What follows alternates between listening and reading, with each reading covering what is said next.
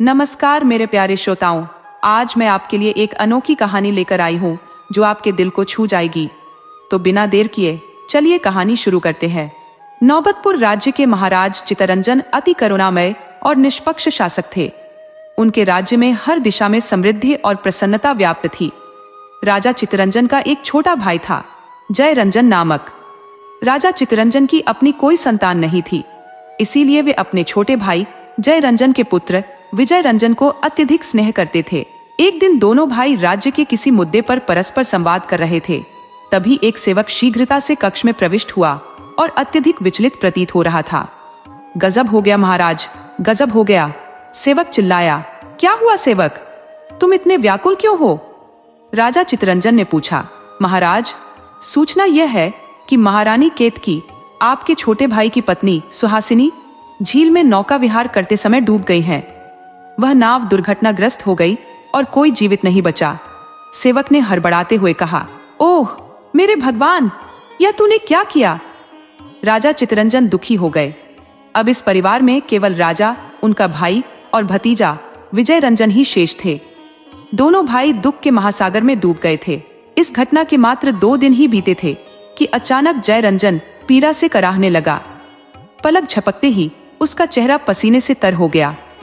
भैया, ऐसा लगता है जैसे कोई मेरे हृदय से मेरे शरीर को खींच रहा हो। आह, बहुत दर्द हो रहा है, जयरंजन बोला। जयरंजन मेरे भाई, घबराओ नहीं, मैं अभी राजवैद्य को बुलाता हूँ, राजा चितरंजन ने कहा। भैया, राजवैद्य को बुलाने की आवश्यकता नहीं है, लगता है मेरा अंतिम समय आ गया है, जयरंजन ने उत्तर दिया। ऐसा ना कहो जयरंजन, दुख की इस घड़ी में तुम मुझे अकेला मत छोड़ो, राजा चितरंजन ने निवेदन किया।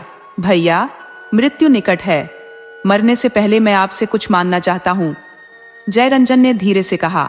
मांगो जयरंजन, मैं वचन देता हूँ कि तुम जो भी कहोगे मैं उसे अवश्य पूरा करूंगा, राजा ने कहा।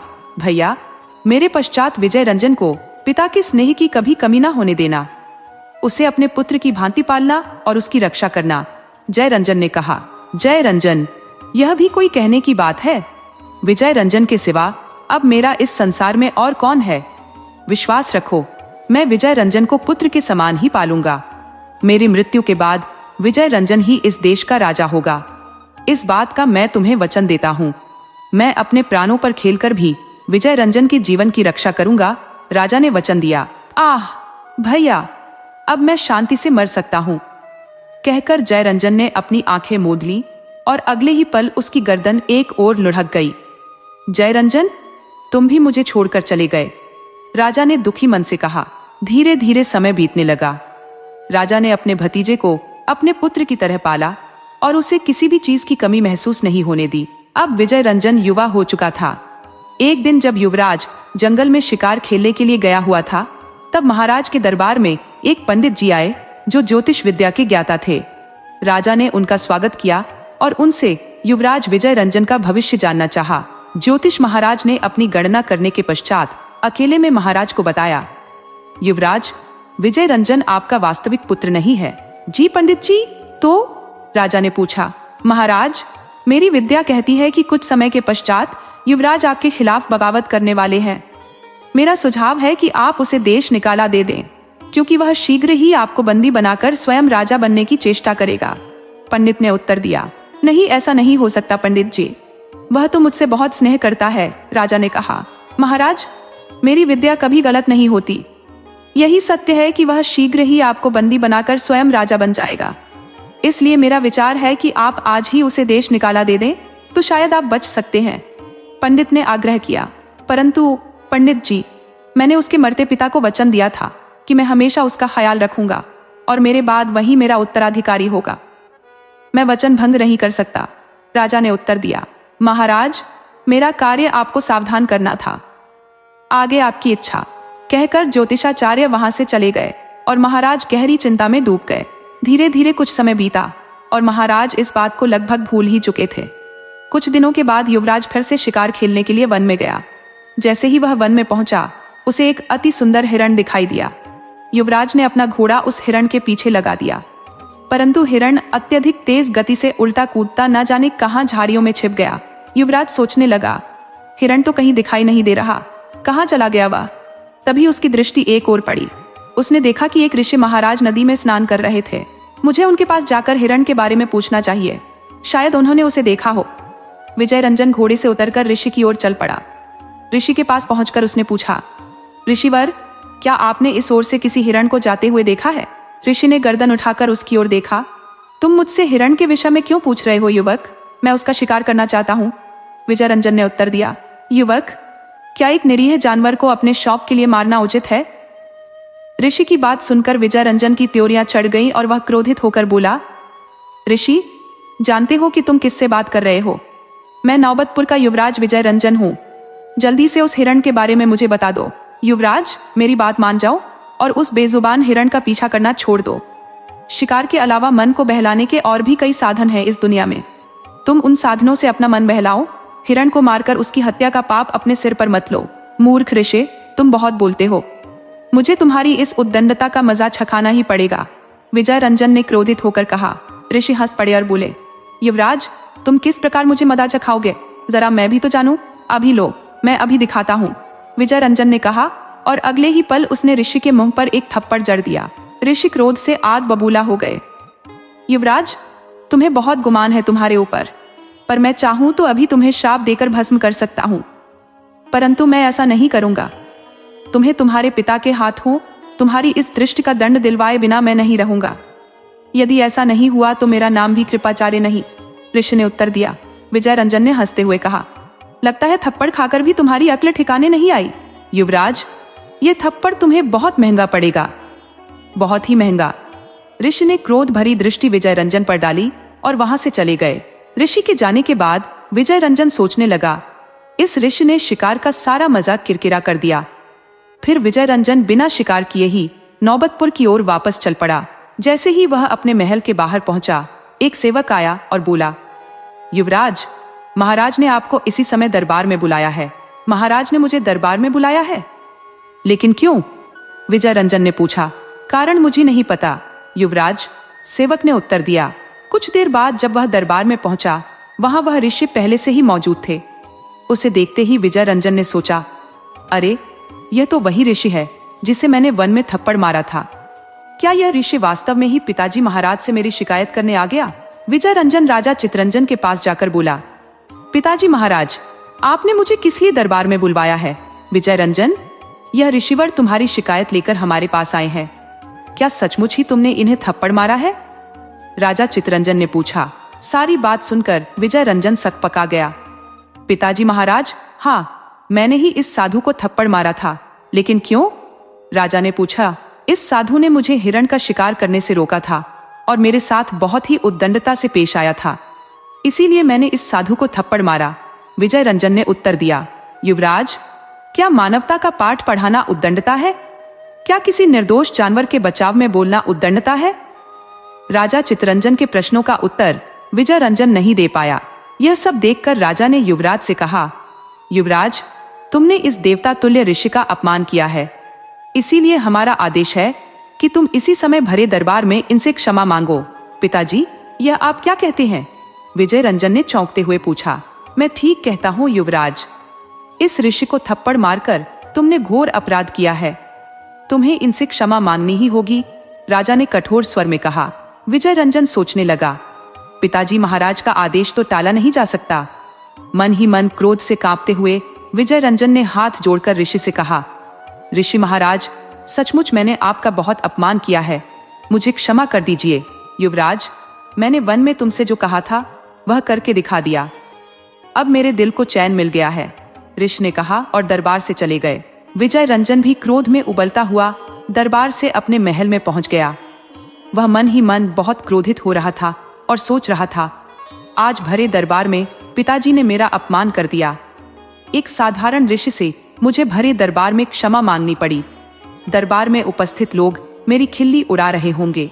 वह इन्हीं विचारों में मग्न था कि अचानक प्रधानमंत्री जी उसके समक्ष प्रकट हुए और बोले, युवराज, इस समय आपके पास आकर अपनी पीड़ा व्यक्त करने आया हूँ। पीड़ा किस बात की, प्रधानमंत्री जी? विजय रंजन ने जिज्ञासा से पूछा। युवराज, आज भरे दरबार में महाराज ने आपका जैसा अपमान किया, उसके लिए मैं आपसे पीड़ा व्यक्त करने आया हूँ, एक ऋषि से आपको क्षमा मांगने को कहकर महाराज ने अन्याय किया है। प्रधानमंत्री जी ने गहरी सांस लेते हुए कहा, प्रधानमंत्री जी, कृपया उस घटना की याद न दिलाएं। मैं उसे भूल जाना चाहता हूँ। विजय रंजन ने कातर स्वर में कहा। ठीक है युवराज, यदि आप ऐसा चाहते हैं तो मैं इस विषय में और कुछ नहीं कहूंगा। लेकिन सच कहूं, महाराज ने आज आपके साथ अच्छा नहीं किया। शायद किसी ने सही कहा है कि सगा सगा होता है और सौतेला आखिर सौतेला ही होता है। अगर आप महाराज के सगे पुत्र होते तो महाराज कभी आपके साथ ऐसा अन्याय न करते। प्रधानमंत्री ने कुटिल मुस्कान के साथ कहा। प्रधानमंत्री जी, आप यह क्या कह रहे हैं? बेशक मैं महाराज का सगा ही हूँ, फिर भी महाराज मुझे सगे से भी ज्यादा प्यार करते हैं। विजय रंजन ने उत्तर दिया। बस बस युवराज, ज्यादा बढ़ाई मत कीजिए महाराज की। देख लिया आज उनके स्नेह की हद। भरे दरबार में तुम्हारा अपमान कर दिया। प्रधानमंत्री ने तीखी हंसी के साथ कहा। युवराज, यदि तुम चाहो तो अपने इस अपमान का बदला ले सकते हो। वह कैसे प्रधानमंत्री जी? विजय रंजन ने चौंकते हुए पूछा। महाराज के खिलाफ बगावत करके। प्रधानमंत्री ने कहा। यह क्या कहते हो प्रधानमंत्री? मैं महाराज के खिलाफ बगावत? लेकिन क्यों? विजय रंजन ने आश्चर्य से पूछा। क्योंकि ऐसा करने से तुम महाराज से अपने अपमान का बदला ले सकोगे और नौबतपुर की राजगद्दी के स्वामी बन जाओगे। प्रधानमंत्री ने गंभीरता से उत्तर दिया। प्रधानमंत्री जी, नौबतपुर की राजगद्दी एक ना एक दिन तो मुझे ही मिलने वाली है, फिर मैं बगावत क्यों करूं? विजय रंजन ने उलझन में पूछा। आप बड़े ही भोले हैं युवराज। जरा सोचिए तो, जब महाराज बिना किसी कारण भरे दरबार में आपका अपमान कर सकते हैं तो समय आने पर वह आपके स्थान पर किसी और को भी राजगद्दी सौंप सकते हैं। प्रधानमंत्री ने धीरे से कहा। प्रधानमंत्री जी, आपकी बात मेरी समझ में आ रही है। बताइए हमें क्या करना होगा? विजय रंजन ने गंभीरता से पूछा। युवराज, आज महल के सारे सेवकों और सैनिकों को मैं अपने साथ मिला चुका हूँ। बस आपके यहाँ कहने की देर है। प्रधानमंत्री ने मुस्कुराते हुए कहा। इतना कहकर प्रधानमंत्री धीरे धीरे विजय रंजन को अपनी योजना समझाने लगे।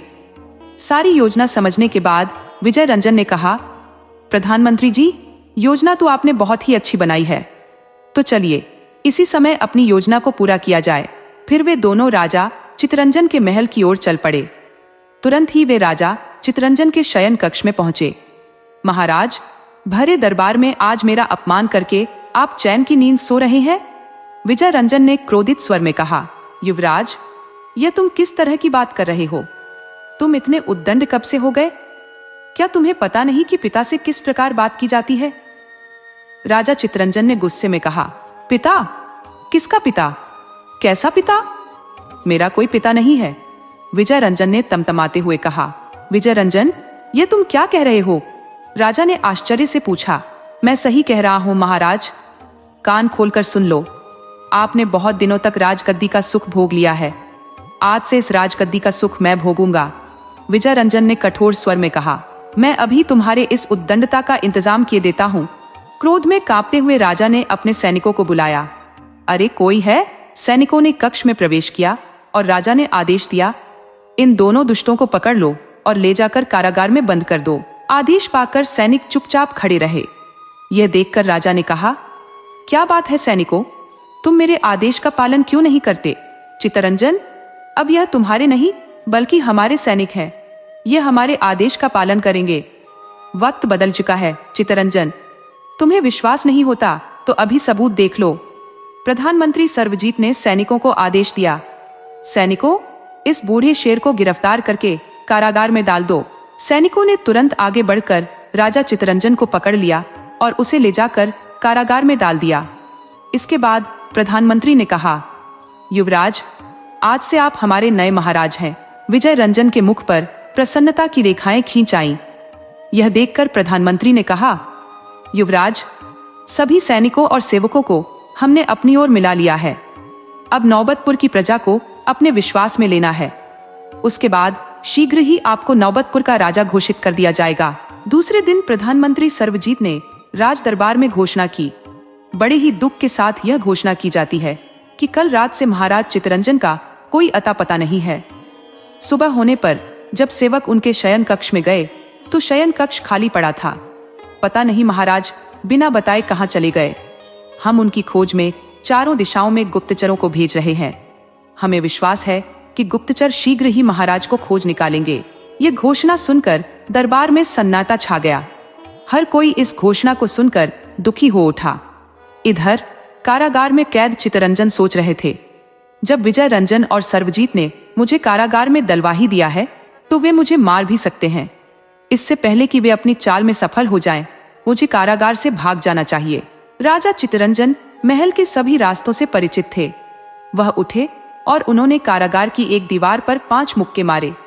अगले ही पल दीवार एक तरफ सरक गई और सीढ़ियां दिखाई देने लगीं। यह एक गुप्त द्वार था। चितरंजन उस गुप्त द्वार में प्रवेश कर गए और उसके बाद वह दीवार पुनः बंद हो गई।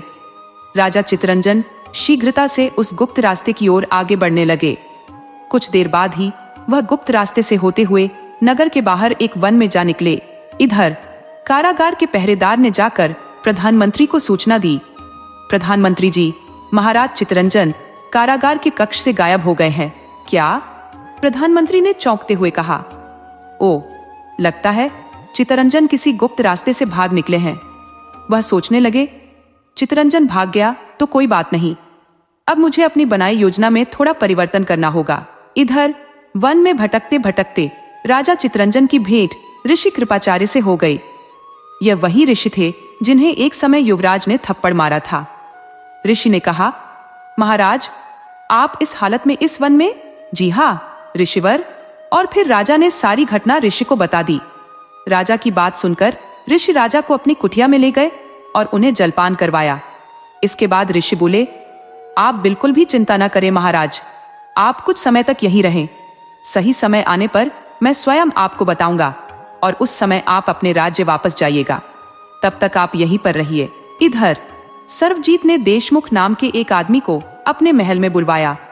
देशमुख, हम जानते हैं कि तुम किसी भी आदमी की लिखाई की हूबहू नकल कर सकते हो।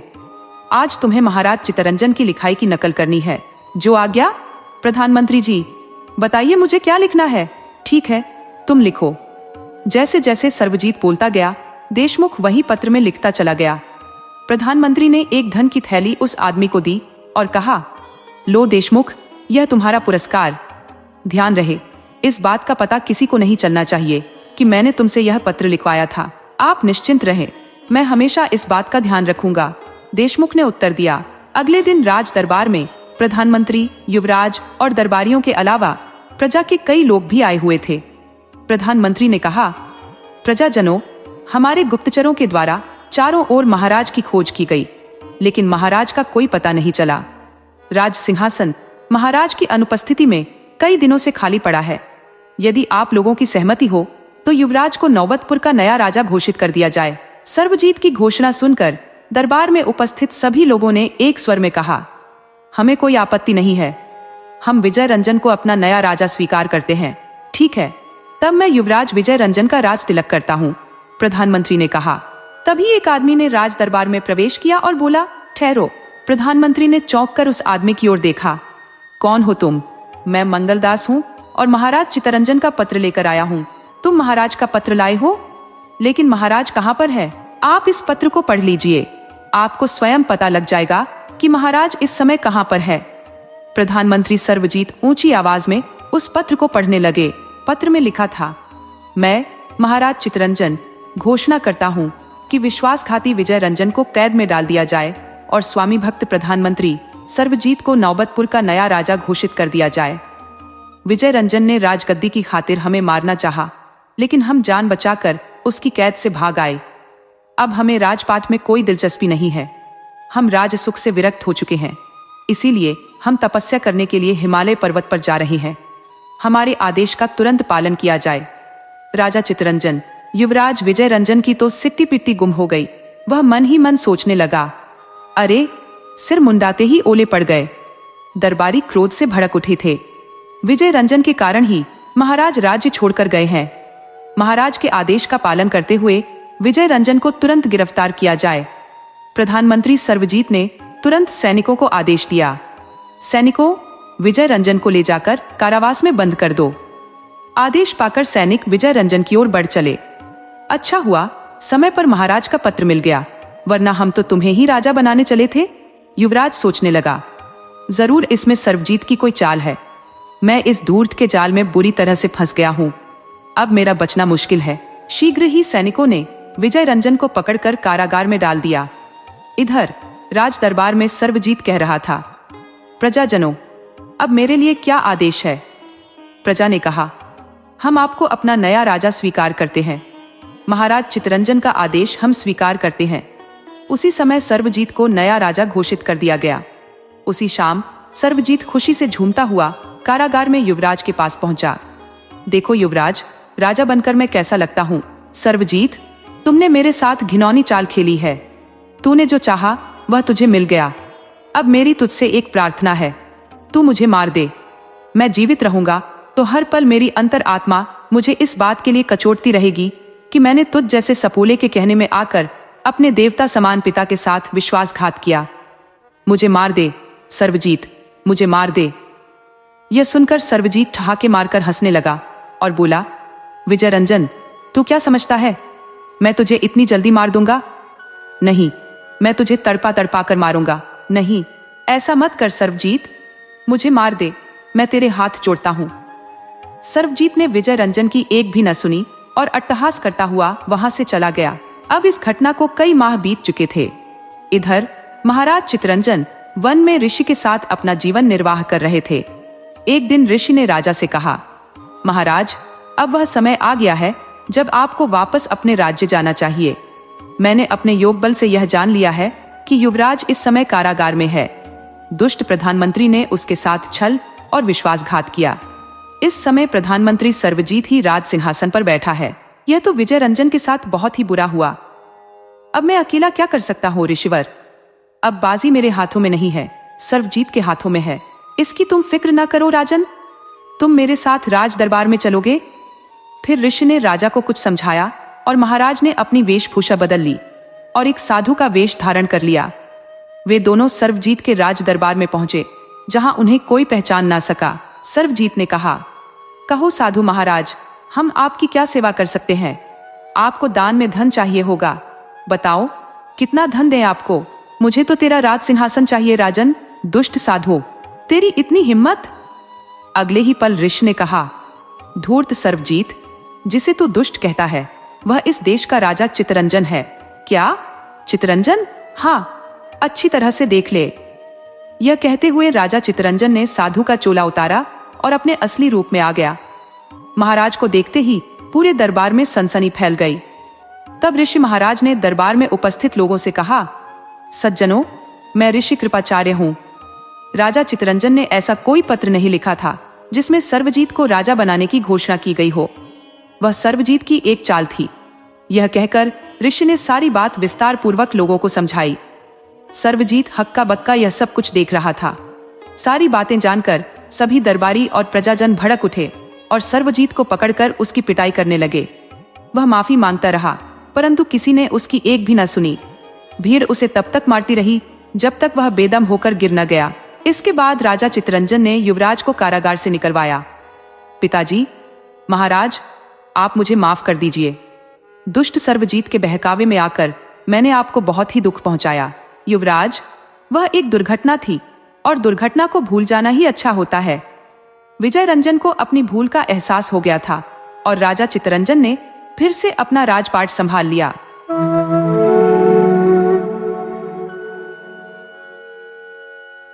बहुत पुरानी बात है। एक घना जंगल था जिसके किनारे एक बड़ा सा बरगद का पेड़ खड़ा था। उस पेड़ के नीचे एक बिल में एक नाग और नागिन रहते थे। सर्दियों की रात थी, कड़ाके की ठंड पड़ रही थी। नागिन ने नागराज से कहा, सुनो जी, आज जंगल में इतनी ठंड है कि रात काटना मुश्किल हो रहा है। क्यों ना आप मुझे कोई ऐसी कहानी सुनाओ जिससे मुझे कुछ सीखने को मिले और मेरा मन भी लग जाए। नागराज बोले, सही कहती हो प्रिय, ठंड तो बहुत है, मुझसे भी रात गुजारनी मुश्किल हो रही है। तुमने ठीक सोचा है, आज मैं तुम्हें एक ऐसी कहानी सुनाऊंगा जिससे हम दोनों का समय कट जाएगा। फिर नागराज ने नागिन को कहानी सुनानी शुरू की और बोले, नागिन, ध्यान से सुनना। नागिन बोली, हाँ जी, आप कहानी सुनाओ, मैं बड़े ध्यान से सुन रही हूं। नाग कहानी सुनाने लगा। नागिन, थोड़ा ध्यान से सुनना। बहुत पहले की बात है। एक राजा था जिसकी 7 बेटियां थी। सातों राजकुमारियां बहुत सुंदर थी, पर जो सबसे छोटी थी वो तो गजब की सुंदर और समझदार थी। उसका नाम नीलम था और वो अपनी सभी बहनों में सबसे बुद्धिमान थी। राजा की पहली पत्नी तो बहुत पहले ही गुजर चुकी थी। जब उनकी मां नहीं रही तब 7 बेटियां बहुत छोटी थी। फिर इन सब के पालन पोषण की पूरी जिम्मेदारी राजा पर आ गई। राजा अपनी बेटियों को जान से भी ज्यादा प्यार करता था। वो उनका पूरा ध्यान रखता था और उन्हें माँ बाप दोनों का प्यार देता था। राजा नहीं चाहता था कि बेटियों को कभी लगे कि उनकी माँ नहीं है। वो उनके लिए तरह तरह के पकवान बनवाता और अच्छे अच्छे कपड़े दिलवाता। राजा अपनी बेटियों को पालने की पूरी कोशिश करता था। धीरे धीरे समय बीता और राजकुमारियां बड़ी होने लगी। वे अपने पिता राजा के लिए भोजन बनाकर रख देती थी। जब भी राजा अपने मंत्रियों के साथ किसी राजकाज के लिए राजधानी से बाहर जाते तो राजकुमारियां उनके लिए खाना बनाकर साथ भेज देती। समय ऐसे ही गुजर रहा था। एक दिन राजा के एक खास सेवक की मौत हो गई। वो अपने पीछे अपनी पत्नी और एक छोटी बेटी छोड़ गया था। अब वो दोनों उस सेवक के बिना दुनिया में अकेली रह गई थी। राजा की 7 बेटियां अपने पिता के लिए खाना बनाती थी। उसी समय वो विधवा औरत जो प्रधान सेवक की पत्नी थी उनके पास आती और उनसे थोड़ी सी आग मांगती थी। राजा की छोटी बेटी नीलम को वो औरत बिल्कुल पसंद नहीं थी। वो अक्सर उसका अपमान कर देती थी और कहती, अपने घर जाकर खुद आग जलाओ, तुम रोज रोज हमसे आग मांगने क्यों आ जाती हो। पर नीलम की बातों का उस औरत पर कोई असर नहीं होता था। वो विधवा औरत रोज उनसे आग मांगने आने लगी। छोटी राजकुमारी उसे कितना भी बुरा भला कहती या मना करती, पर उस पर कोई फर्क नहीं पड़ता था। राजकुमारी नीलम की 6 बड़ी बहनें अपनी छोटी बहन को बहुत समझाती, नीलम शांत रहा करो, वो बेचारी विधवा है। अगर तुम उसे थोड़ी सी आग दे दोगी तो क्या हो जाएगा। तुम हर बात पर उससे लड़ती क्यों रहती हो और उसे इतना भला बुरा क्यों कहती हो। इसमें उस बेचारी का क्या कसूर है। वो तो बस हमारे चूल्हे की थोड़ी सी आग ही तो लेने आती है। अपनी बड़ी बहनों की बात सुनकर नीलम कहती, कोई बात नहीं, आज तुम्हें मेरी बात समझ नहीं आ रही, लेकिन देख लेना, एक न एक दिन यह औरत हमारे लिए बहुत बड़ी मुसीबत खड़ी कर देगी। यह सिलसिला ऐसे ही चलता रहा। वो औरत रोज उनके घर आग मांगने आती थी और मौका देखकर सबकी नजर बचाकर राजा के खाने में राख मिला देती थी, क्योंकि उस विधवा औरत का स्वभाव थोड़ा अजीब था। वो जल्दी से जल्दी राख लाकर राजा का बना हुआ खाना खराब कर देती थी। धीरे धीरे राजा को भी अपने खाने में कुछ गड़बड़ लगने लगी। राजा जानता था कि उसके लिए खाना उसकी बेटियां बनाती है। राजा अपनी बेटियों से बहुत प्यार करता था, इसलिए उसे समझ नहीं आ रहा था कि उसकी बेटियां उसके खाने को क्यों खराब कर रही है। उसे इस बात पर विश्वास ही नहीं हो रहा था कि आखिर खाना इतना खराब क्यों लगता है। एक दिन राजा ने सोचा, सच्चाई जानने में क्या हर्ज है, मुझे अपनी बेटियों पर नजर रखनी चाहिए, क्योंकि मेरी बेटियां मेरे साथ ऐसा तो नहीं कर सकती कि मेरा खाना खराब कर दे। ऐसा सोचकर राजा अपने कमरे में चला गया। राजा ने छिपकर अपनी बेटियों को खाना बनाते देखा। वो जानना चाहता था कि मेरी बेटियां किस लिए मेरे खाने को खराब करती है। क्या वो ऐसा खराब खाना खिलाकर मुझे मारना चाहती है। अपने मन में ऐसा सोचते हुए राजा अपनी बेटियों को छिपकर देखने लगा। क्योंकि वो अपनी बेटियों से बहुत प्यार करता था, उसने दीवार के एक गुप्त झरोखे से उन्हें खाना बनाते हुए देखा। वो जानना चाहता था कि आखिर मेरी बेटियां खाना खराब क्यों करती है। उसकी 7 बेटियां बड़े ध्यान से चावल धो रही थी और बहुत सफाई से भोजन तैयार कर रही थी।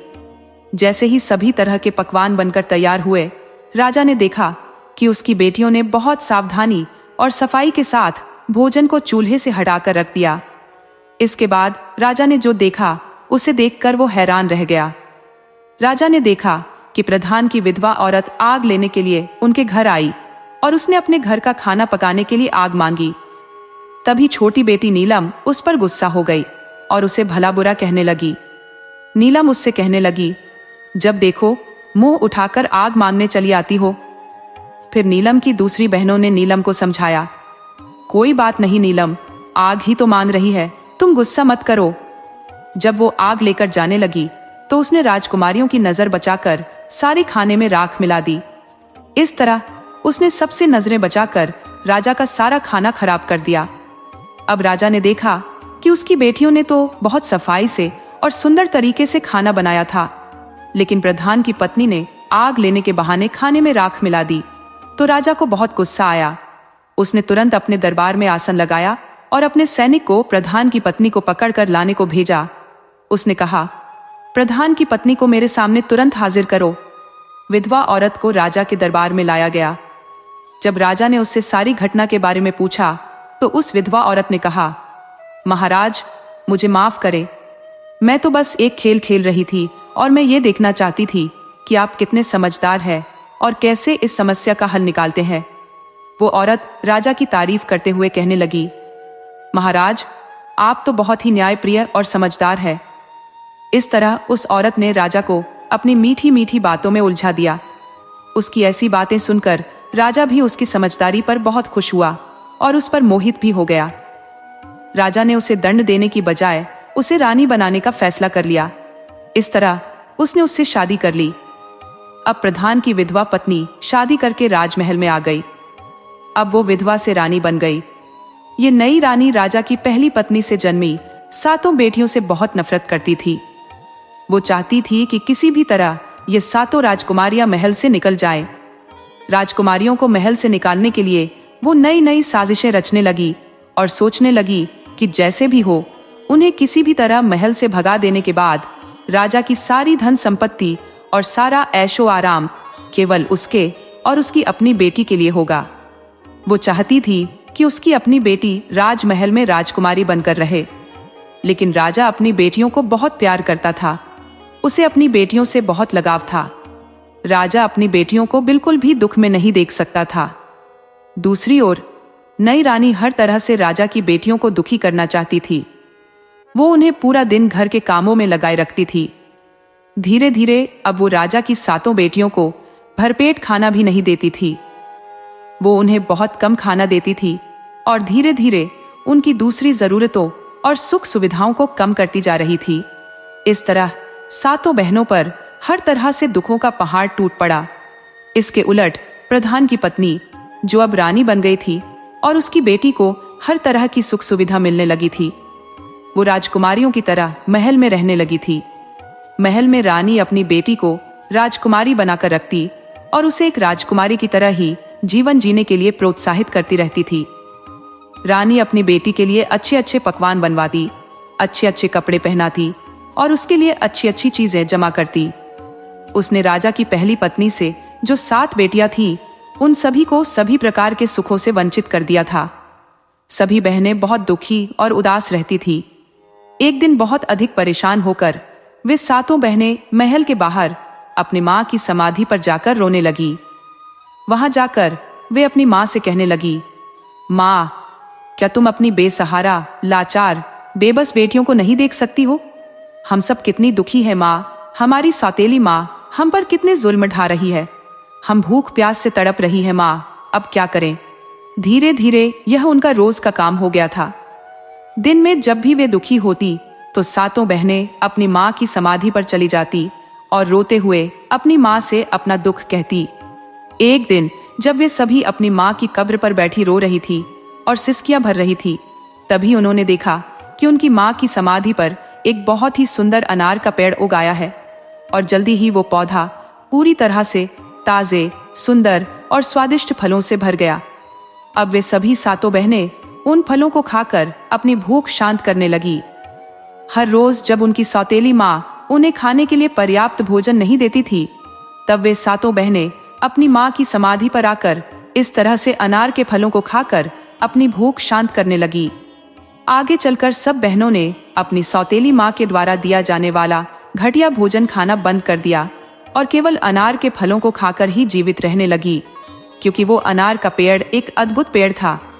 उस पेड़ पर फलों को जितना अधिक तोड़ा जाता, अगले दिन उससे भी अधिक पके और सुंदर स्वादिष्ट फल लग जाते थे, जो इन सब बहनों के भोजन के लिए पर्याप्त होते थे। उन 7 बहनों की सौतेली माँ अब यह सोचने लगी, ये 7 भोजन भी नहीं करती और मैं भी इन 7 बहनों को खाने के लिए कुछ नहीं देती हूँ।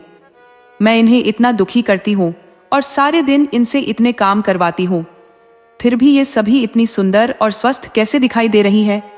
इनमें से कोई भी बहन बीमार नहीं लग रही। इनकी सुंदरता भी हमेशा की तरह बढ़ रही है। ये सब कैसे हो सकता है, जबकि अपनी बेटी को मैं इतना अच्छा स्वादिष्ट भोजन खिलाती हूँ, तब भी वो इनके आगे बदसूरत लगती है। इस तरह से अब सातों राजकुमारियां अपनी माँ की समाधि पर जाती, सुंदर स्वादिष्ट अनार के पके फलों को खाती और अपनी माँ का इसके लिए धन्यवाद करती। उनकी सौतेली माँ, जो उनसे जलन करती थी, वो उनकी खुशी को देखकर खुश नहीं होती थी। सौतेली माँ अब अंदर ही अंदर सोचने लगी कि आखिर माजरा क्या है। जब उनकी सौतेली माँ से रहा नहीं गया तो उसने इसका रहस्य जानने की सोची और एक दिन उनकी सौतेली माँ ने अपनी बेटी को उन सातों बहनों का पीछा करने के लिए कहा। अब जब राजा की सातों बेटियां पूरा काम निपटा कर जैसे ही बाहर जाने लगी, तब उनकी सौतेली माँ की बेटी उनका पीछा करते हुए उस समाधि के पास पहुंच गई और उसने देखा कि सातों की सातों बहनें अनार के पके हुए फलों को इकट्ठा कर रही हैं। अब नीलम ने उसे देख लिया था। उसे देखकर नीलम ने अपनी दूसरी बहनों से कहा, तुम सब क्या देख रही हो? ये लड़की हम सब का पीछा कर रही है, हम सबको देख रही है। चलो हम मिलकर इसको यहाँ से भगा देते हैं और इन अनार के फलों को छुपा देते हैं, नहीं तो यही यहाँ से जाकर सारी बातें अपनी माँ को बता देगी और ये हमारे लिए बहुत बड़ी परेशानी पैदा कर सकती है। लेकिन नीलम की दूसरी बहनों ने कहा, अरे नहीं नहीं नीलम, तुम इतनी अधिक परेशान मत हो। ये लड़की तो निर्दोष है, इसकी माँ हमें कष्ट देती है तो इसमें इस बेचारी का क्या कसूर है। ऐसा कहकर वे उसे अपने पास बुला लेती है और उसको भी खाने के लिए कुछ अनार दे देती है। अब वो लड़की अपने घर आकर अपनी माँ से कहती है, माँ, ये सभी बहनें कोई भूखी नहीं रहती। इनकी माँ की समाधि पर एक अनार का पेड़ है। ये सभी उस पेड़ से अनार के फल तोड़कर खाती है और उस पौधे के अनार बहुत ही स्वादिष्ट और अद्भुत है। ऐसा मीठा फल मैंने अपने जीवन में आज तक नहीं खाया। बेटी के मुंह से ऐसी बातें सुनकर रानी गुस्से में आ गई और वो सोचने लगी, अब मैं इन्हें वहां से फल खाने से कैसे रोकूं? अगले दिन उसने अपना पूरा समय अपने कमरे में बिताया। राजा ने अपने कमरे में आकर रानी से पूछा, रानी, तुम्हारे दुख और उदासी का क्या कारण है? रानी ने राजा से कहा, देखो जी, मेरे सिर में बहुत दर्द है। ऐसा लगता है जैसे यह दर्द मेरी जान ले लेगा। अगर कोई मेरे इस दर्द से मुझे मुक्त कर सकता है तो वो अनार का सुंदर पेड़ है जो तुम्हारी पहली पत्नी की समाधि पर है। वो अनार का पेड़ ही मेरा ये दर्द दूर कर सकता है। राजा के पूछने पर उसने कहा, उस पेड़ को उखाड़कर उसकी जड़, उसके तने और साथ में उसके पत्तों को पानी में उबालकर जो जल तैयार होगा, उस उबले हुए जल से मेरे सिर की मालिश करने पर और मेरे द्वारा उसका सेवन करने पर मेरे सिर का दर्द ठीक हो जाएगा। रानी की बात मानकर राजा ने उसी समय अपने सेवकों को अपनी पहली पत्नी की समाधि पर भेजा और कहा कि समाधि पर जो अनार का पेड़ है उसको तना और पत्तों समेत लेकर मेरे पास यहाँ आओ। सेवकों ने तुरंत राजा की आज्ञा का पालन किया और उस सुंदर अनार के पौधे को जड़ सहित उखाड़ कर ले आए। जैसे ही रानी ने बताया था, ठीक उसी प्रकार राजा ने सेवकों के द्वारा उस पौधे को जल में उबलवा कर रानी के लिए उसे औषधि के रूप में तैयार करवा दिया। उससे रानी के सिर की मालिश की गई, उसका सेवन करवाया गया। सेवन करने के बाद उस दुष्ट रानी ने राजा से कहा, मैं बिल्कुल ठीक हो गई हूँ और बहुत अच्छा महसूस कर रही हूँ। आपने मेरे लिए इतना सब कुछ किया, इसके लिए आपका बहुत बहुत धन्यवाद। तब राजा ने कहा, नहीं रानी, ये तो मेरा हक है। जब अगले दिन सातों बहनें अपनी माँ की समाधि पर गईं, तो उन्होंने देखा वहां पर समाधि पर तो अनार का जो सुंदर पौधा था वो गायब हो गया। ये देखकर वे सातों बहनें परेशान हो गई। उन्हें बहुत दुख हुआ और वे रोना शुरू कर दिया। वे सोचने लगी कि अब माँ की समाधि पर अनार का पेड़ भी नहीं है तो वे कहाँ जाएंगी और क्या खाएंगी। अनार का पेड़ न होने के कारण अब वे सभी फिर से भूखी मरने लगेंगी। दुखी होकर वे अपनी माँ से प्रार्थना करने लगी। तभी उन्होंने देखा कि अनार के पेड़ के स्थान पर एक छोटा सा तालाब बन गया है जो मक्खन जैसे पदार्थ से भरा हुआ था, जो जल्दी ही सफेद ठोस रोटी की तरह बन गया, जिसको रोती हुई सभी बहनों ने बहुत ही आश्चर्य के साथ देखा। ये देखकर सभी बहनें बहुत खुश हुईं और उसमें से कुछ रोटी लेकर खाने लगी, जो खाने में बहुत ही अधिक स्वादिष्ट थी और उन्हें बहुत पसंद भी आई। अगले दिन भी वही हुआ और इसके बाद अब रोजाना यही होने लगा। हर रोज सातों राजकुमारियां अपनी माँ की समाधि पर आ जाती और देखती कि एक छोटे से तालाब में पहले मक्खन बनता है, फिर वो मक्खन रोटी का रूप ले लेता है और उस रोटी को खाकर वे सब अपनी भूख शांत कर लेती। अनार का पेड़ उखड़ जाने के बाद भी सातों राजकुमारियों की पहली जैसी हालत देखकर अब उनकी सौतेली माँ और परेशान हो गई। उस दुष्ट रानी ने अपनी बेटी को बुलाकर कहा, मुझे पता नहीं यह क्या हो रहा है। मैंने तो उस अनार के पौधे को भी नष्ट करा दिया है जो रानी की समाधि पर उगा था, फिर भी वे सब बहनें बिल्कुल भी दुखी नहीं लगती। ना ही वो उदास है और ना ही वो दुबली पतली हुई है। फिर वो अपना भोजन कहाँ से खाती है, क्योंकि महल में जो भोजन मैं उन्हें देती हूँ उसे तो वो खाती ही नहीं है। इसलिए तुम फिर से उनका पीछा करके पता लगाओ। बेटी, रानी ने अपनी पुत्री से कहा, वो उन पर नजर रखे और देखे कि माजरा क्या है। आखिर पहले की तरह अगले दिन भी सातों बहनें अपनी माँ की समाधि पर चली गई और जब वे वहां जाकर मक्खन से बनी रोटी को खा रही थी, तभी सबसे पहले नीलम ने सौतेली माँ की बेटी को देखा जो छिपकर उन पर नजर रख रही थी। उसने अपनी बहनों से कहा, देखो ये लड़की दोबारा यहाँ पर आ गई है और हम पर नजर रख रही है। चलो हम इस तालाब को ढक लेते हैं जिससे वो इस तालाब को नहीं देख सके। अगर हमने अपनी रोटी का छोटा सा टुकड़ा भी इसको दिया तो यह जाकर अवश्य अपनी उस दुष्ट माँ को बता देगी और यह हमारे लिए दुर्भाग्य की बात होगी, क्योंकि वो दुष्ट रानी फिर से कोई न कोई षड्यंत्र रचेगी। नीलम की बहनों ने समझा कि नीलम बिना किसी बात के उस बेचारी पर शक कर रही है, इसलिए उन सब ने उसके सुझाव पर बिल्कुल भी ध्यान नहीं दिया और उसके विपरीत उन्होंने जो सौतेली माँ की पुत्री को भी स्वादिष्ट रोटी खाने के लिए दे दी। क्योंकि राजा की 6 बेटियां बिल्कुल ही भोली भाली थी, इसलिए जब नीलम उनको कुछ कहती थी तो उनके कुछ भी समझ में नहीं आता था। वे सोचती थी, ये छोटी है इसलिए इसे कुछ ज्यादा ही शक हो रहा है। जब उनकी सौतेली माँ को सातों राजकुमारियों के बारे में यह रोटी वाली बात पता चली तो वो गुस्से से बहुत लाल पीली होने लगी और उसके साथ ही उसने अपने नौकरों को बुलाकर कहा कि तुरंत जाओ और रानी की समाधि को सिजो जाओ और वहां से उसे उखाड़ दो। जहां रानी की समाधि बनी है अब उस समाधि को ही उखाड़ दो और उसके पास में जो छोटा सा तालाब है उस तालाब को कूड़ा करकट से भर दो, उसे बिल्कुल नष्ट कर दो। अब जब सब राजकुमारियां देखी कि उनकी माँ की समाधि ही नहीं है तो वो बहुत ही ज्यादा दुखी हुई।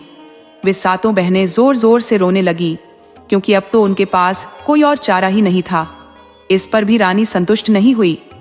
एक दिन रानी फिर से भयंकर बीमारी का नाटक करके अपने कमरे में पड़ी रही। महाराज को बुलाया गया।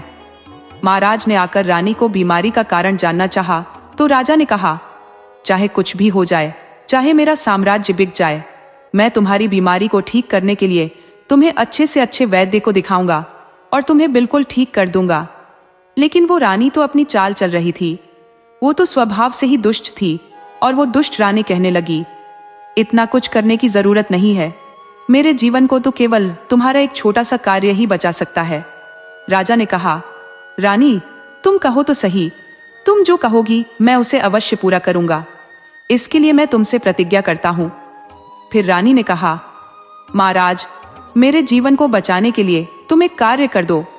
आपकी जो पहली पत्नी से 7 बेटियां हैं, आप उनकी हत्या कर दो और उनकी हत्या करने के बाद उनका खून मेरे सिर और मेरी हथेली पर लगाना। इस तरह से उनकी मृत्यु से मेरा जीवन बच जाएगा। इन शब्दों को सुनकर राजा दुख से भर गया। उसके पैरों के नीचे से जमीन ही गायब हो गई। वो मूर्छित सा होकर गिरने वाला हो गया, लेकिन फिर भी राजा ने अपने आप को संभाल लिया, क्योंकि राजा को अपनी प्रतिज्ञा टूटने का भय था। वो अपनी बेटियों को अपनी जान से भी ज्यादा प्यार करता था। फिर राजा ने अपने मन को कठोर कर लिया और राजकुमारियों की तलाश करने लगा। फिर राजा ने अपनी 7 बेटियों को अपनी माँ की समाधि पर बैठे देखा। राजा उनके पास पहुंचा तो उसने देखा कि उनकी 7 पुत्रियां अपनी माँ की समाधि के पास बैठकर रो रही थी। अपनी पुत्रियों की ऐसी हालत देखकर राजा का हृदय कांप उठा, क्योंकि वो अपनी बेटियों से बहुत ही अधिक प्रेम करता था। एक तरफ उसकी रानी की इच्छा और राजा की प्रतिज्ञा थी और दूसरी तरफ उसकी बेटियों का जीवन। अब राजा को समझ नहीं आ रहा था कि वो क्या करे। अब राजा बड़ी मुश्किल में था कि उसकी बेटियां सौतेली माँ के साथ खुश नहीं है और सौतेली माँ भी उन्हें खुश नहीं रख पा रही है। अपनी पुत्रियों के पास पहुंचकर राजा प्रेम पूर्वक अपनी पुत्रियों से बोला कि तुम मेरे साथ इस महल से बाहर जंगल में चलो। पिता की बात मानकर सभी सातों बहनें अपने पिता के साथ चल पड़ी। वो उन सभी को लेकर जंगल की ओर चल दिया। जंगल में कुछ दूर जाकर एकांत में राजा ने आग लगाई और उन सबके लिए कुछ चावल पकाकर उनको खाने के लिए दिया। दोपहर का समय था। इस समय बहुत अधिक गर्मी हो रही थी, जिसके कारण सभी सातों बहनें खाना खाने के बाद गहरी नींद में सो चुकी थी। अब राजा ने देखा कि सातों बहनें सो चुकी हैं, तो वो चोरी से छिपकर उन लड़कियों से आंख बचाते हुए वहां से भाग गया और उन सबको गहरी नींद में सोते हुए राजा ने वहीं छोड़ दिया था। राजा अपने मन में यह सोचकर बहुत खुश था कि चलो, हमारी पुत्रियां जहां कहीं भी रहेंगी, कम से कम जीवित और ठीक तो रहेंगी।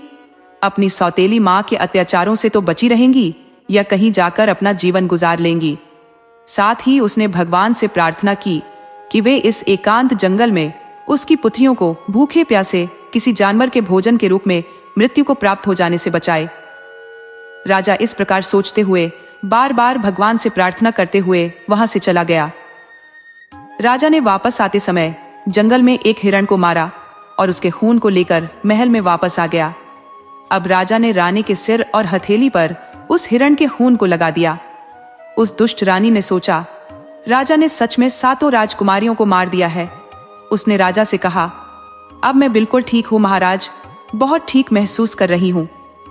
उधर जंगल में राजा के चले जाने के बाद सातों बहनों की नींद खुल गई। उन्होंने अपने आप को उस घने जंगल में अकेला पाया। जब उन्होंने अपने चारों तरफ भयंकर जंगली जानवरों की आवाजें सुनी, तो उन आवाजों को सुनकर वे डर कर कांपने लगी। उनका पूरा शरीर भय से कांपने लगा, जिसके कारण वे सब रोने और चिल्लाने लगी। अपने आप को वहां अकेला पाकर वे अपनी पूरी शक्ति लगाकर अपने पिताजी को पुकारने लगी। उन्हें आशा थी कि उनकी आवाज सुनकर उनके पिताजी जरूर आएंगे, लेकिन यह उन सबको ऐसा करते हुए बहुत समय गुजर गया, लेकिन राजा नहीं आए।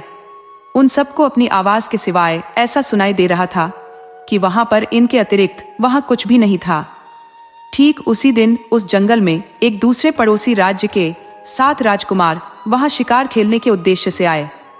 जब वे सब अपने राज्य के लिए प्रस्थान कर रहे थे, तब उन राजकुमारों में से सबसे छोटे राजकुमार ने अपने भाइयों को रोकते हुए कहा कि भाई, जंगल में जरूर कोई फंसा हुआ है और हम सबको उनकी सहायता करने के लिए चलना चाहिए। शायद वो किसी को पुकार रहे हैं। अब सातों भाई जो वो उस आवाज को सुनने लगे और सब लोग यहीं ठहर जाओ। वो कहने लगा, मैं समझता हूं कि कोई रो रहा है और किसी को बुला रहा है। क्या तुम सब इस आवाज को नहीं सुन रहे हो? छोटा भाई कहने लगा, उस दिशा में चलते हैं जहां से आवाज आ रही है और तलाश करते हैं ये कौन है। इस तरह से छोटे राजकुमार ने अपने 6 भाइयों को बताया, तो सातों राजकुमारों ने जंगल में जो जाते हुए अपने रथों को उसी दिशा में दौड़ा दिया जिस दिशा से वो रोने की आवाज आ रही थी। कुछ ही समय में 7 राजकुमार जंगल में उस जगह पर पहुंच गए जहां वे सातों बहनें विलाप कर रही थीं, रो रही थीं। उन सबको इस तरह से विलाप करते हुए देखकर राजकुमारों को उन पर दया आ गई। सबसे बड़ा राजकुमार बहुत अधिक आश्चर्यचकित हुआ और उसने बड़ी ही व्याकुलता से उनसे पूछा, तुम सब यहाँ पर कैसे फंस गई हो और तुम कौन हो? तब उन सातों बहनों ने अपनी सारी कहानी उन सातों भाइयों को सुना दी। तब सातों भाइयों ने यह निश्चय किया कि भगवान की कृपा से ये सातों राजकुमारियां हमें मिली है, इनको हमें अपने साथ अपने राज्य में ले जाना चाहिए और इनके साथ विवाह करके इन्हें अपने साथ रखना चाहिए। इस तरह से सबसे बड़े राजकुमार ने सबसे बड़ी राजकुमारी से विवाह किया, दूसरे ने दूसरी राजकुमारी से। इस तरह से सातों राजकुमारों ने सातों राजकुमारियों से विवाह कर लिया। सबसे छोटे राजकुमार ने सबसे छोटी राजकुमारी नीलम से विवाह कर लिया, जो कि सबसे ज्यादा सुंदर और समझदार थी। सातों राजकुमारों की शादी 7 राजकुमारियों से हो गई। विवाह के बाद सातों राजकुमार अपने राज्य में वापस लौट आए। उनके वापस आने पर पूरे राज्य की प्रजा में खुशी की लहर दौड़ गई। करीब 1 साल बाद नीलम, जो सबसे छोटी राजकुमारी थी, उसको एक बेटा हुआ। बेटा होने पर परिवार के सब लोग खुश थे। उन्हें ऐसा लगता था कि लड़के का एक पिता नहीं बल्कि 7 पिता है और 7 माताएं हैं। वे सब उसे बहुत प्यार करते थे। सब मिलकर अपने बच्चे की तरह उस बच्चे का पालन पोषण करती थी। इस तरह से धीरे धीरे समय बीतने लगा। वे बहुत खुश थे। अब नन्हा राजकुमार 2 साल का हो गया था। एक दिन की बात है, सबसे छोटे राजकुमार ने अपने भाइयों से कहा कि शिकार खेलने का मन है, मैं शिकार पर जाना चाहता हूँ। उसने अपनी पत्नी नीलम से भी कहा कि मैं शिकार पर जाना चाहता हूँ। नीलम और अपने भाइयों से आज्ञा लेकर वो छोटा राजकुमार शिकार पर निकल गया। लेकिन कई दिन बीत जाने के बाद भी वो राजकुमार वापस नहीं आया। दिन बीतते गए लेकिन छोटा राजकुमार वापस नहीं आया। ये कोई नहीं जान सका कि वो कहाँ चला गया और वापस क्यों नहीं आया। ये जानकर राजकुमारियों को बहुत दुख हुआ।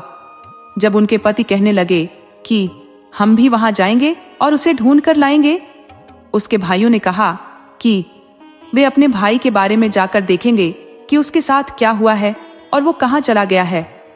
वे सभी 6 राजकुमार छोटे राजकुमार की तलाश में राजमहल से निकल गए, लेकिन वे 6 भाई भी वापस नहीं आए। ये जानकर 7 राजकुमारियों को बहुत ही ज्यादा दुख हुआ। जब उनके पति वापस नहीं आए तो उनके मन में विचार आने लगे कि उनके पतियों को किसी ने जंगल में मार दिया या उनके साथ कुछ गलत हुआ है। धीरे धीरे कुछ दिन बीत गए, लेकिन 7 भाइयों में से कोई भी वापस नहीं आया। एक दिन नीलम अपने पुत्र को सुला रही थी। सभी बहनें नीचे के कमरे में काम कर रही थी। ठीक उसी समय महल के दरवाजे पर कोई आया जिसने एक काला लबादा पहन रखा था। वह स्वयं को एक साधु बता रहा था। वो भिक्षा मांगने के लिए आया था। नौकरों ने कहा कि तुम महल के अंदर भिक्षा मांगने के लिए नहीं जा सकते हो। राजा के सभी पुत्र इस समय बाहर गए हुए हैं। हमको लगता है कि वे सब मर गए हैं और उनके विधवाओं को तुम्हारे भिक्षा मांगने से परेशानी हो सकती है, इसलिए तुम अंदर मत जाओ। द्वारपाल ने उसे खूब रोकने की कोशिश की, लेकिन उस आदमी ने कहा कि मैं एक साधु हूँ। साधु को भोजन खिलाना और साधु को भिक्षा देना कोई गलत काम नहीं है। लेकिन वास्तव में वह कोई साधु नहीं था। वह तो एक जादूगर था जिसका नाम शाकाल था। जादूगर शाकाल ऐसे ही महल में घुस गया था और उसने वहां पर बहुत सी सुंदर वस्तुएं देखी। अंत में वो उस कमरे में पहुंचा जहां राजकुमारी नीलम अपने छोटे से बेटे को पालने में सुला रही थी। उसको देखते ही जादूगर शाकाल ने सोचा, इतनी अधिक सुंदर औरत जो स्वर्ग की किसी अप्सरा की तरह है, आज तक उसने अपने जीवन में कभी नहीं देखी। राजकुमारी नीलम को देखकर जादूगर उस पर अत्यधिक मोहित हो गया और सीधा उसके पास चला गया। उसके पास जाकर उसने राजकुमारी नीलम से कहा कि मैं तुम्हें पसंद करता हूं। अब मैं तुम्हारे साथ अपनी पूरी जिंदगी बिताना चाहता हूं। तुम मेरे साथ मेरे घर चलो, मैं तुमसे विवाह करना चाहता हूं। राजकुमारी नीलम अपने कमरे में इस प्रकार एक अनजान व्यक्ति को देखकर हैरान थी। ऊपर से वो व्यक्ति उससे इस प्रकार विवाह करने की बात कर रहा था। राजकुमारी नीलम ने कहा कि मैं शादीशुदा हूं, मेरे पति हैं। मुझे डर है कि उनकी मृत्यु हो चुकी है।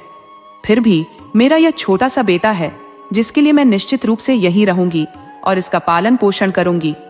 दुनिया में जीने के लिए मुझे पति के अलावा मुझे अपने बेटे के सहारे की जरूरत है जो मेरे पास है। मैं इसे छोड़कर कहीं नहीं जाऊंगी और नहीं मुझे कोई और चीज की जरूरत है। तब उस जादूगर ने उसे बहुत से लोभ लालच दिए, लेकिन राजकुमारी नीलम जादूगर की बातों में नहीं आई। राजकुमारी कहने लगी, मैं इसके पिता को अवश्य ढूंढूंगी और उन्हें ढूंढ कर लाऊंगी। मैं अपने बेटे के और अपने पति को ढूंढकर उनके साथ जिंदगी बिताऊंगी। मुझे तुमसे शादी नहीं करनी है। उस जादूगर को ना सुनने की आदत नहीं थी। वो राजकुमारी की बातों को सुनकर बहुत गुस्सा हो गया, क्योंकि उसने राजकुमारी को बहुत ही लोभ लालच दिए, लेकिन राजकुमारी उसके साथ विवाह करने के लिए राजी नहीं रही। तो उसने राजकुमारी को बहुत बार समझाने की कोशिश की, लेकिन राजकुमारी नीलम ने क्रोधित होकर उस शाकाल जादूगर को वहां से जाने के लिए कह दिया। जादूगर शाकाल नीलम पर बहुत ही क्रोधित हो गया और उसने नीलम को अपने जादू के बल पर एक छोटे से काले कुत्ते में बदल दिया। और जादूगर शाकाल ने कहा कि तुम अपनी इच्छा से मेरे साथ नहीं चलोगी तो मेरी इच्छा से, मेरी शक्ति से मेरे साथ चलोगी। जब उस जादूगर ने राजकुमारी नीलम को कुत्ते में बना दिया तो कुत्ता बनकर वो इधर उधर भागने लगी। बेचारी के पास कोई शक्ति भी नहीं थी जिससे वो अपनी दूसरी बहनों को बता सके कि उसके साथ क्या हुआ है। विवश होकर वो एक कुत्ते के रूप में अपनी विवशता के लिए जादूगर शाकाल के इशारे पर चलने लगी। जादूगर शाकाल जैसे ही महल के दरवाजे से बाहर पहुंचा तो द्वारपालों ने उससे पूछा, तुमने इस छोटे से कुत्ते को कहां से लिया है?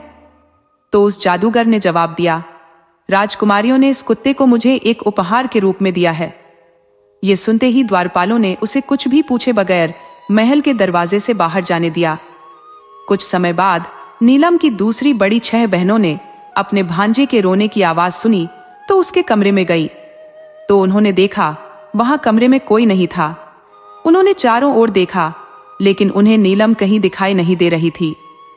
फिर उन्होंने सेवकों से पूछा तो सबने उन्हें बताया कि कोई साधु आया था। उन्होंने उस साधु के काले कुत्ते के बारे में भी उनको बताया। राजकुमारियों ने अंदाजा लगा लिया कि जरूर नीलम के साथ कुछ बुरा हुआ है और वो कहीं चली गई है। उसके साथ जरूर कोई षड्यंत्र रचा गया है। अब धीरे धीरे समय गुजरता गया। नीलम के पुत्र को 6 मौसियों ने मिलजुल कर पाल लिया। अब नीलम का पुत्र 14 साल का हो गया था। एक दिन उसकी मौसी अपने परिवार का इतिहास उस राजकुमार को बताने लगी। राजकुमार ने सब कुछ ध्यान से सुना। अब राजकुमार अपने माता पिता और ताऊ के बारे में सुनकर बहुत दुखी हो गया। वो राजकुमार अपने माता पिता और अपने ताऊ को ढूंढने के लिए बहुत उतावला हो उठा। उसने अब जो सोच लिया कि वो संसार में कहीं भी, किसी भी कोने में जहां भी उसके परिवार वाले होंगे, वो उन्हें ढूंढकर जरूर लाएगा। उसने अपनी मौसियों को बताया कि वो अपने माता पिता और ताऊ को, यदि वो सब जिंदा है, तो सबको ढूंढकर अपने घर वापस लेकर आएगा। अब राजकुमार की मौसियां कहने लगी कि बेजा, जो लोग जाने थे वो लोग चले गए, अब तुम कहीं मत जाओ। हम तुम्हें नहीं खोना चाहते। अपने पतियों और बहन को तो हम खो चुके हैं और अब हम तुम्हें खोना नहीं चाहती है। उनकी तरह यदि तुम भी हमसे दूर चले गए तो हम किसके सहारे जिंदा रहेंगे, और जिंदा रहकर भी फिर क्या करेंगे? तब राजकुमार ने अपनी मौसियों से कहा, तुम मुझे मत रोको। अगर ये संभव हुआ तो मैं अपने साथ अपने माता पिता और ताऊ को भी लेकर जल्दी वापस आऊंगा। फिर इस तरह से वो अपनी यात्रा पर चल पड़ा। लेकिन कई महीनों तक वो कुछ भी नहीं समझ सका किस प्रकार वो अपने सगे संबंधियों की तलाश करे, और अंत में जब उसने जो हजारों किलोमीटर की थकाने वाली यात्रा को पूरा किया, तब तक वे लगभग पूरी तरह से निराश हो चुका था। उसको अपने माता पिता और ताऊ के बारे में किसी भी प्रकार की कोई सूचना प्राप्त नहीं हुई थी। इसी बीच में एक ऐसे देश में वो पहुंच गया जो पूरी तरह से पत्थरों का देश था। वहां पर पत्थरों की कठोर इमारत थी जिसके एक किनारे पर एक छोटा सा मकान बना था जिसमें एक माली रहता था। जब वो उस इमारत को देख रहा था तभी माली की पत्नी ने उसको देख लिया और भागकर उस घर से बाहर आ गई और कहने लगी, अरे बच्चे, तुम कौन हो और तुमने इस खतरनाक स्थान पर आने की हिम्मत कैसे की? उस लड़के ने कहा, मैं एक राजा का बेटा हूँ। मैं यहाँ अपने माता पिता और अपने ताऊ को ढूंढने आया हूँ। मेरी माँ को एक जादूगर डरा धमकाकर कुत्ता बनाकर अपने साथ ले आया है।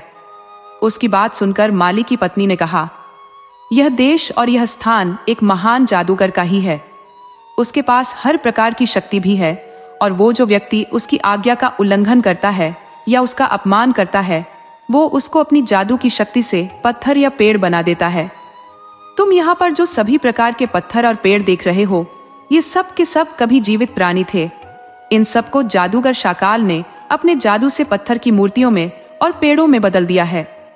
हमारे मालिक जादूगर है और अपनी शक्ति से इस रूप में इन लोगों को बदल दिया। कुछ समय पहले एक राजा यहाँ आया था। उसके कुछ समय बाद उसके 6 भाई भी यहाँ आए थे। जादूगर ने उन सबको पत्थर और पेड़ में बदल दिया। केवल यही लोग दुर्भाग्यशाली लोग नहीं थे। इनके अतिरिक्त एक बहुत सुंदर रानी, जिसको उसने इस बड़ी इमारत में कैद करके रखा है, जिसको जादूगर ने पिछले 12 सालों से कैद करके रखा है। जादूगर उससे विवाह करना चाहता है, लेकिन वो जादूगर से नफरत करती है। वो जादूगर को अपने हाथ भी नहीं लगाने देती है। माली की पत्नी की बातें सुनकर छोटे राजकुमार ने विचार किया, अवश्य ही ये सब मेरे माता पिता और मेरे ताऊ ही हैं।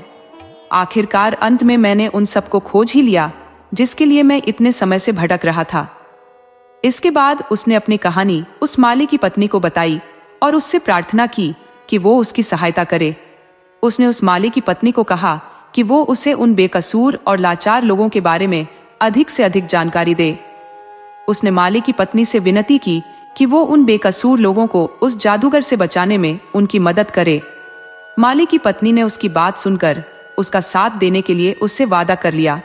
उसने सोचा, हो सकता है इसकी मदद करके हम भी इस जादूगर से बच जाए, क्योंकि वो भी उनके जुल्मों के शिकार थे।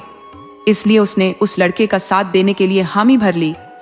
अब माली की पत्नी ने अपने पति को जो इसके बारे में नहीं बताया। माली की पत्नी ने उसको अपना रूप बदलने के लिए कहा और उसने उसे समझाया, तुम अपना रूप बदल लो, कहीं जादूगर ने तुमको देख लिया तो वो तुम्हें भी पत्थर में बदल देगा। राजकुमार तैयार हो गया और माली की पत्नी ने उस राजकुमार को अपनी एक धोती पहना दी और उसे बता दिया कि आज से तुम सबकी नजरों में मेरी पुत्री हो। थोड़े समय बाद एक दिन जब जादूगर शाकाल अपने सुंदर बगीचे में टहल रहा था, तभी उसकी नजर एक छोटी लड़की पर पड़ी। उसने तुरंत माली की पत्नी को अपने पास बुलाया और पूछा, ये लड़की कौन है? माली की पत्नी ने कहा कि ये उसकी बेटी है। इस तरह जादूगर और राजकुमार की पहली मुलाकात हुई। राजकुमार एक लड़की के भेष में जादूगर से अपनी असली पहचान छिपाकर मिला। जादूगर उसे देखकर बोला, तुम भी बहुत सुंदर हो, कल तुम उस बड़ी इमारत में रहने वाली सुंदर औरत के पास मेरा उपहार लेकर जाना। राजकुमार यह सुनकर बहुत खुश हुआ कि कल वह अपनी मां से मिलने जाएगा और उसके लिए उपहार लेकर जाएगा। जादूगर से मिलने के बाद राजकुमार तुरंत माली की पत्नी के पास गया और उसे सब कुछ बताया। दोनों ने मिलकर तय किया कि राजकुमार इसी भेष में रहेगा, क्योंकि इस रूप में उसे कोई पहचान नहीं सकता। उसने ठान लिया कि सही मौका मिलते ही वह अपनी मां को आजाद करा लेगा। जब नीलम की शादी छोटे राजकुमार के साथ हुई थी, तब राजकुमार ने उसे एक छोटी सी अंगूठी दी थी जिस पर उसका नाम लिखा था। नीलम ने वो अंगूठी तब से अपने बेटे की उंगली में पहना दी थी जब वह बहुत छोटा था। जब उसका बेटा बड़ा हुआ तो उसकी मौसियों ने उस अंगूठी को उसके नाप का बनवाकर उसकी उंगली में पहना दिया था। इस तरह वह अंगूठी राजकुमार ने अपनी उंगली में अभी भी पहन रखी थी। माली की पत्नी ने राजकुमार से कहा, तुम इस अंगूठी को गुलदस्ते में छिपा कर रख दो ताकि तुम्हारी माँ तुम्हें पहचान जाए। उसने ये भी बताया कि यह सब इतनी आसानी से नहीं होगा, क्योंकि एक दरबान हमेशा बेचारी राजकुमारी नीलम पर खड़ी नजर रखता था। उसे कैद में होने के कारण हर समय बड़े ध्यान से देखा जाता था। अब बेटी के रूप में राजकुमार को हर रोज फूलों का गुलदस्ता जादूगर की तरफ से अपनी मां तक पहुंचाने का मौका मिल चुका था। अब वह हर रोज फूलों का गुलदस्ता रानी तक पहुंचाने लगा। जादूगर की एक दासी हमेशा उसकी मां के कमरे में रहती थी। आखिरकार एक दिन किस्मत ने राजकुमार का साथ दिया और उसे एक मौका मिल गया जब कमरे में उसकी मां के अलावा कोई और दूसरा व्यक्ति नहीं था। जब कोई भी उसे नहीं देख रहा था तो उसने अपनी उंगली में पहनी अंगूठी निकालकर फूलों के गुलदस्ते में बांध दी और उसे अपनी मां नीलम के पैरों में डाल दिया। अंगूठी के जमीन पर गिरने की आवाज आई। नीलम ने पहले फूलों के गुलदस्ते पर ध्यान नहीं दिया, लेकिन फिर उसने देखा कि उन फूलों के अंदर ऐसी क्या चीज है जो यह अजीब सी आवाज कर रही है। ध्यान से देखने पर उसे एक छोटी सी अंगूठी फूलों के साथ बंधी हुई मिली। उस अंगूठी को पहचानते ही जब उसने फूलों का गुलदस्ता लाने वाली लड़की की ओर देखा तो लड़की बने राजकुमार ने उसे अपने बारे में बताया। अपने बेटे द्वारा बताई गई सारी कहानी पर उसे तुरंत विश्वास हो गया। राजकुमार ने अपनी मां से कहा, कितनी खोजबीन के बाद तुम्हारा पता चला है। कितने दिनों से मैं भटक रहा था और मेरी मेहनत अब रंग लाई है। मैंने तुम्हें ढूंढ लिया है और तुम्हें बचाने की कोशिश भी कर रहा हूं। वह बोला कि वह अपनी जान को खतरे में डालकर अपने माता पिता और ताऊ को उस दुष्ट जादूगर से मुक्त कराकर ही जाएगा। उसकी मां ने उसे बताया कि उसे इस जादूगर ने पिछले कई सालों से किस तरह से कैद कर रखा है और उसने इस इमारत के सारे दरवाजे भी बंद करके रखे हैं, क्योंकि वह उससे शादी करना चाहता है। उसने जादूगर से शादी करने से मना कर दिया था। तब राजकुमार ने कहा, मां, तुमने इस जादूगर से इतने सालों तक सिर्फ कठोरता और गुस्से से बात की है। तुम जादूगर से कहो कि तुमने इतने लंबे समय तक अपने पति का शोक मनाया है और अब तुम उससे शादी करने को तैयार हो। उसके बाद दोनों माँ बेटे बैठकर अपनी योजना बनाने लगे और उसे कैसे पूरा करना है इस बारे में सोचने लगे। बेटा कहता है, इसके बाद आप यह पता लगाना माँ कि उसकी शक्ति क्या है और क्या वह अमर है या उसे मार डाला जा सकता है। नीलम ने अपने बेटे की सलाह मानने का निश्चय किया और अगले ही दिन जादूगर के लिए उसी प्रकार से संदेश भिजवा दिया जैसा राजकुमार ने सुझाया था।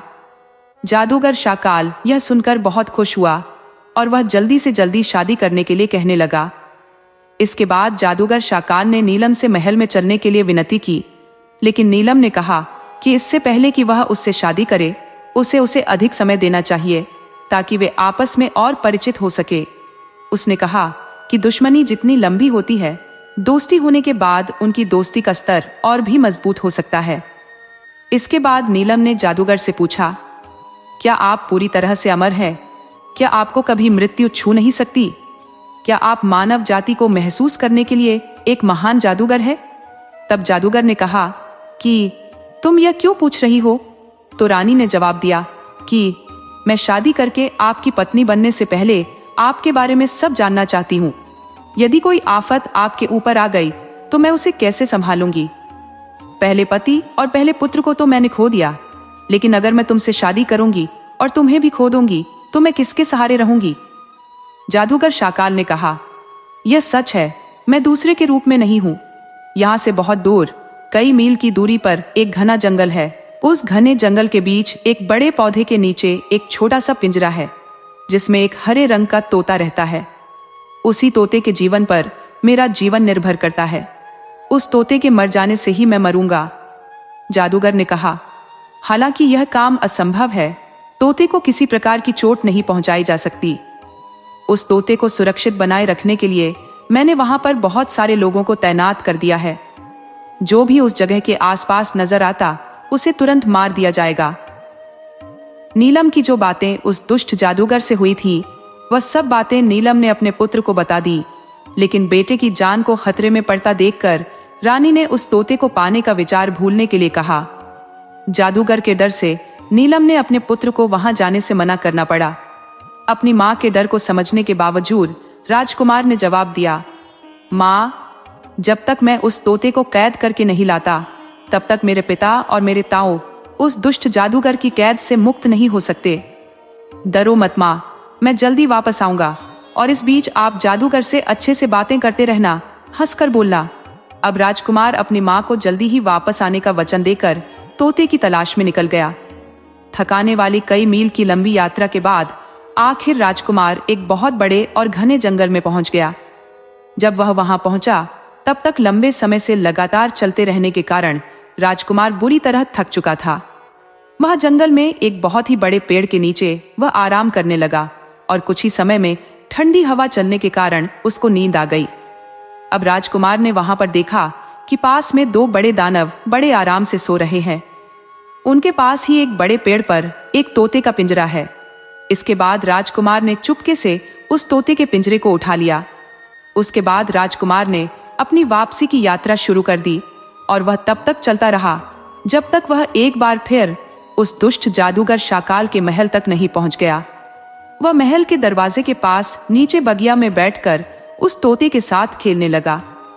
जब जादूगर शाकाल ने उसे अपने महल की खिड़की से देखा तो तुरंत भागकर उस राजकुमार के पास आया और कहा, मेरे बच्चे, तुम इस तोते को कहां से लेकर आए हो और तुम इस तोते को मुझे दे दो।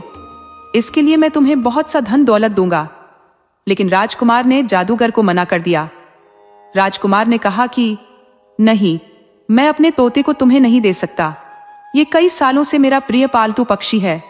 फिर जादूगर ने कहा, अगर यह तुम्हारा पुराना और मनपसंद प्रिय पालतू पक्षी है तो मैं समझ सकता हूं, तुम इसको मुफ्त में तो दोगे नहीं। बताओ, तुम इस तोते की क्या कीमत लोगे? तुम जो कीमत लगाओगे वो मैं तुम्हें दे दूंगा।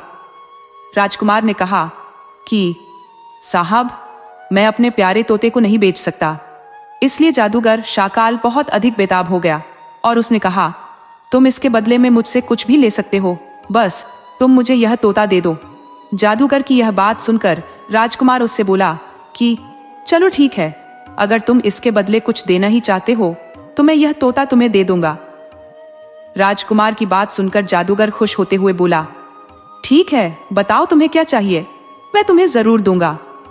अब राजकुमार कहने लगा कि ठीक है, सबसे पहले तो तुम उन 7 राजकुमार राजाओं को मुक्त करो जिनको तुमने पत्थर और पेड़ बना रखा है। जादूगर ने कहा, ठीक है, तुम्हारी इच्छा पूरी होगी, तुम मुझे केवल यह तोता दे दो। इसके बाद नीलम के पति समेत दूसरे 6 राजा अपने असली रूप में आ गए। फिर जादूगर शाकाल ने कहा, देखो, मैंने इन्हें फिर से ठीक कर दिया, अब तो मुझे तोता दे दो। लेकिन उस राजकुमार ने कहा, इतनी जल्दी भी क्या है, पहले तो उन सभी लोगों को आजाद करो जिनको तुमने अपनी कैद में कर रखा है। अब जादूगर शाकाल ने कहा, ठीक है। इसके बाद जैसे ही उसने अपना हाथ घुमाया, सब के सब प्राणी जो पत्थर और पेड़ बने हुए थे, सब अपने अपने असली शरीर में आ गए। इसके बाद वह पूरा बगीचा जो कुछ समय पहले पत्थर और पेड़ों से भरा हुआ था, चारों तरफ वहां पर इंसानों की चहल पहल होने लगी। वहां चारों तरफ इंसान ही इंसान नजर आने लगे, जो कि सब जीवित होकर सांसें लेने लगे। राजा, पंडित, नौकर चाकर, सेवक, सरदार, गाय, भेड़, बकरी, हाथी, सैनिक, न जाने क्या क्या ताकतवर पुरुष और सुंदर आभूषणों से सजी औरतें, सैनिक, सब जीवित हो गए। अब जादूगर अपने दोनों हाथ जोड़कर रोते हुए राजकुमार से विनती करने लगा कि तुम मुझे यह तोता दे दो। राजकुमार उस तोते को बहुत ही ताकत से पकड़े हुए था और उसके एक पंख को जोर लगाकर उसके शरीर से अलग कर दिया। इसके साथ ही जादूगर का दाहिना हाथ उसके शरीर से अलग हो गया। फिर जादूगर शाकाल ने अपने बाएं हाथ को फैलाकर राजकुमार से कहा, आप यह तोता मुझे दे दो। इसके बाद राजकुमार ने उस तोते के बाएं पंख को उसके शरीर से तोड़कर जादूगर की तरफ फेंक दिया, जिससे जादूगर का बायां हाथ भी उसके शरीर से टूटकर दूर गिर गया। इसके बाद भी जादूगर चिल्लाता रहा, मुझे मेरा तोता दे दो। अब जादूगर अपने घुटनों पर गिर गया। फिर राजकुमार ने उस तोते की जान ले ली। अब वह जादूगर शाकाल मर चुका था। उसके मरते ही वह तोता जादूगर शाकाल के चंगुल से आजाद हो गया और वह वापस जिंदा होकर उड़ने लग गया। अब सब लोगों ने मिलकर उस जादूगर का अंतिम संस्कार कर दिया। इसके बाद राजकुमार के पिता ने अपनी पत्नी नीलम को बड़ी इमारत से मुक्त किया और इस तरह राजकुमार अपने सगे संबंधियों के साथ अपने देश के लिए निकल चला गया। दूसरे सभी लोग भी अपने अपने घरों की तरफ चले गए। इस तरह से राजकुमार ने अपने माता पिता, ताऊ और उस दुष्ट जादूगर की कैद से सबको आजाद कर लिया। अब वे सभी एक सुखी जीवन जीने लगे। उसकी मौसिया, जो उन सभी का इंतजार कर रही थी, वह भी अपने पतियों को देखकर बहुत खुश हो गई और सुख से अपना जीवन व्यतीत करने लगी। अब 7 रानियों ने अपने राजाओं को बताया कि कैसे उनकी सौतेली माँ उनका अपमान करती थी और उन्होंने उनकी जिंदगी बर्बाद करने की पूरी कोशिश की। अब सभी राजाओं ने कहा, चलिए रानियों, हम लोग आपके मायके चलते हैं। वे सब लोग उस राज्य में गए। जब राजा को पता चला कि उसकी 7 बेटियां अपने पतियों के साथ यहाँ आ रही है, तो वह बहुत ही खुश हुआ और जब उनसे मिला तो अपने आंसू रोक नहीं पाया और जोर जोर से रोने लग गया और कहा कि बेटा, मुझे माफ कर दो, मैं तुमसे बहुत प्यार करता था सबसे, लेकिन मैं क्या करूं, मेरी भी मजबूरी थी, इसलिए मैंने तुम्हें जंगल में छोड़ दिया। मुझे उसकी बातों में नहीं आना चाहिए था, लेकिन पता नहीं मैं उसकी बातों में कैसे आ गया। आप लोगों को जंगल में छोड़ आया, उसके लिए आप मुझे माफ कर दीजिए। तब राजकुमारियों ने कहा, नहीं पिताजी, कोई बात नहीं, हम बहुत खुश हैं। विधि का विधान ऐसा ही होता है, कोई कर्मों के फल से नहीं बच पाता है। हमारे भी कोई कर्म हुए होंगे जिनके कारण हमें यह सब झेलना पड़ा, और विधि का विधान भी देखिए, अगर आप हमें जंगल में नहीं छोड़ते तो हम राजाओं से, राजकुमारों से कैसे मिलते। अब राजा अपनी बेटियों से मिलकर बहुत खुश हुआ और उसने कहा, बेटा, तुम्हारी सौतेली माँ ने तुम्हारे साथ बहुत गलत किया था।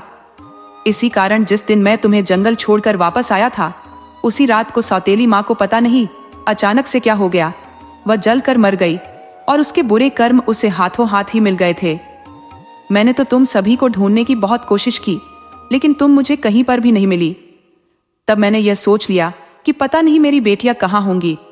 वह राजा अपनी 7 राजकुमारियों के गले लग जाता है और बहुत खुश होता है। तभी तो दोस्तों कहते हैं, कभी किसी के साथ धोखा नहीं करना चाहिए। आप दूसरे को धोखा देंगे, लेकिन उससे पहले ईश्वर आपको धोखा दे देंगे, और यह कोई मामूली धोखा नहीं होगा। जब ईश्वर आपको धोखा देंगे तो आप किसी और को धोखा देने के लायक नहीं बचेंगे। इसलिए किसी के साथ भी धोखा, छल, चुगली मत करिए। और ना ही किसी चीज का घमंड करना चाहिए, और ना ही कभी किसी को सताना चाहिए, नहीं तो सब उल्टा आपको ही भोगना पड़ेगा। अब नाग नागिन से कहता है कि देखो नागिन, कोई भी अपने कर्मों के फल से नहीं बच सकता है, और हमें हमेशा अपनी बुद्धि से काम करना चाहिए।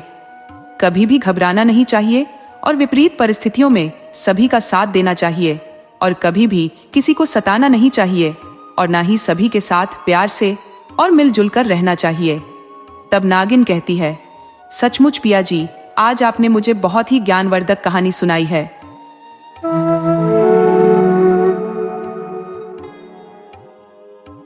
गांव निंदापुर अपनी हरियाली, सुख शांति और खुशहाल किसानों के लिए मशहूर था। यहाँ के लोग मेहनती थे, कम में संतुष्ट रहने वाले और आपस में भाईचारे से जीने वाले। लेकिन इस गांव का भाग्य तब बदल गया जब वहां का नया जमींदार गोवर्धन सिंह अपने पिता की मृत्यु के बाद सत्ता में आया। गोवर्धन का स्वभाव अपने पिता से बिल्कुल अलग था। जहां उसके पिता न्यायप्रिय और दयालु थे, वहीं गोवर्धन बेहद लालची, निर्दयी और घमंडी था। उसे सिर्फ अपनी तिजोरी की चिंता थी। गरीबों की हालत से उसे कोई मतलब नहीं था। जमींदार बनने के बाद उसने सबसे पहले किसानों पर कर बढ़ा दिया। पहले जो कर साल में एक बार लिया जाता था, अब वह हर 6 महीने में लिया जाने लगा। ऊपर से ब्याज की दर भी बढ़ा दी गई।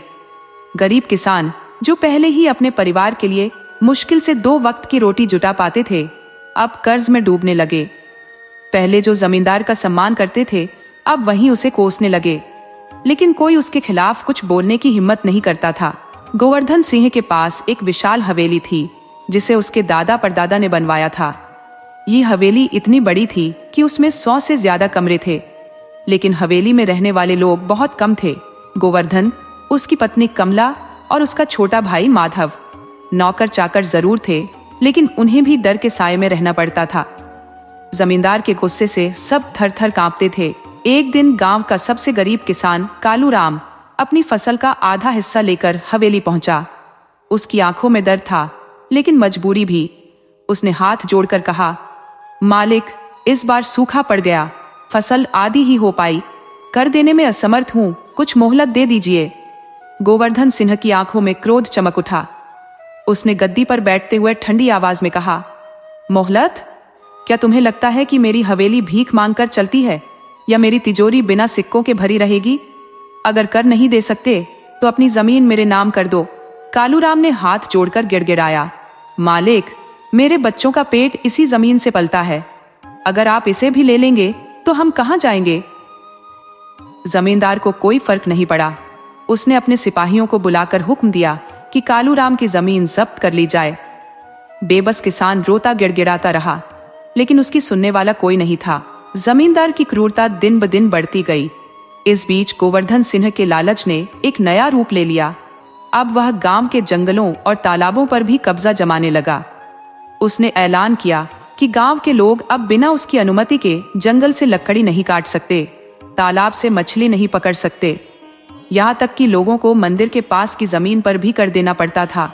गोवर्धन सिंह की हवेली में धन संपत्ति बढ़ती जा रही थी, लेकिन गांव की खुशियां घटती जा रही थी। किसानों ने अब अपनी बेटी बेटों की शादी तक रोक दी थी, क्योंकि वे जमींदार को कर चुकाने में ही इतने लुट चुके थे कि शादी का खर्च नहीं उठा सकते थे। एक रात जब पूरा गांव सो रहा था, एक बूढ़ी औरत जमींदार की हवेली के बाहर खड़ी होकर बड़बड़ा रही थी, गोवर्धन, तेरा लालच तुझे ले डूबेगा। तूने गरीबों की बद्दुआ ले ली है, एक दिन तेरा भी सर्वनाश होगा। ये शब्द सुनकर जमींदार का दरबान घबरा गया। उसने बूढ़ी को भगाने की कोशिश की, लेकिन वह जोर जोर से चिल्लाने लगी, यह हवेली ताश के पत्तों की तरह बिखर जाएगी और तेरा नाम लेने वाला भी कोई नहीं बचेगा। जमींदार तक जब यह बात पहुंची तो पहले तो उसने इसे मजाक में लिया, लेकिन अगले ही दिन उसके जीवन में अजीब घटनाएं घटने लगी। वह जिस काम में हाथ डालता वहीं बिगड़ने लगता। उसकी तिजोरी से सोने चांदी के सिक्के अचानक गायब होने लगे। नौकर जाकर कहने लगे कि हवेली में अजीब अजीब सी आवाजें सुनाई देती हैं।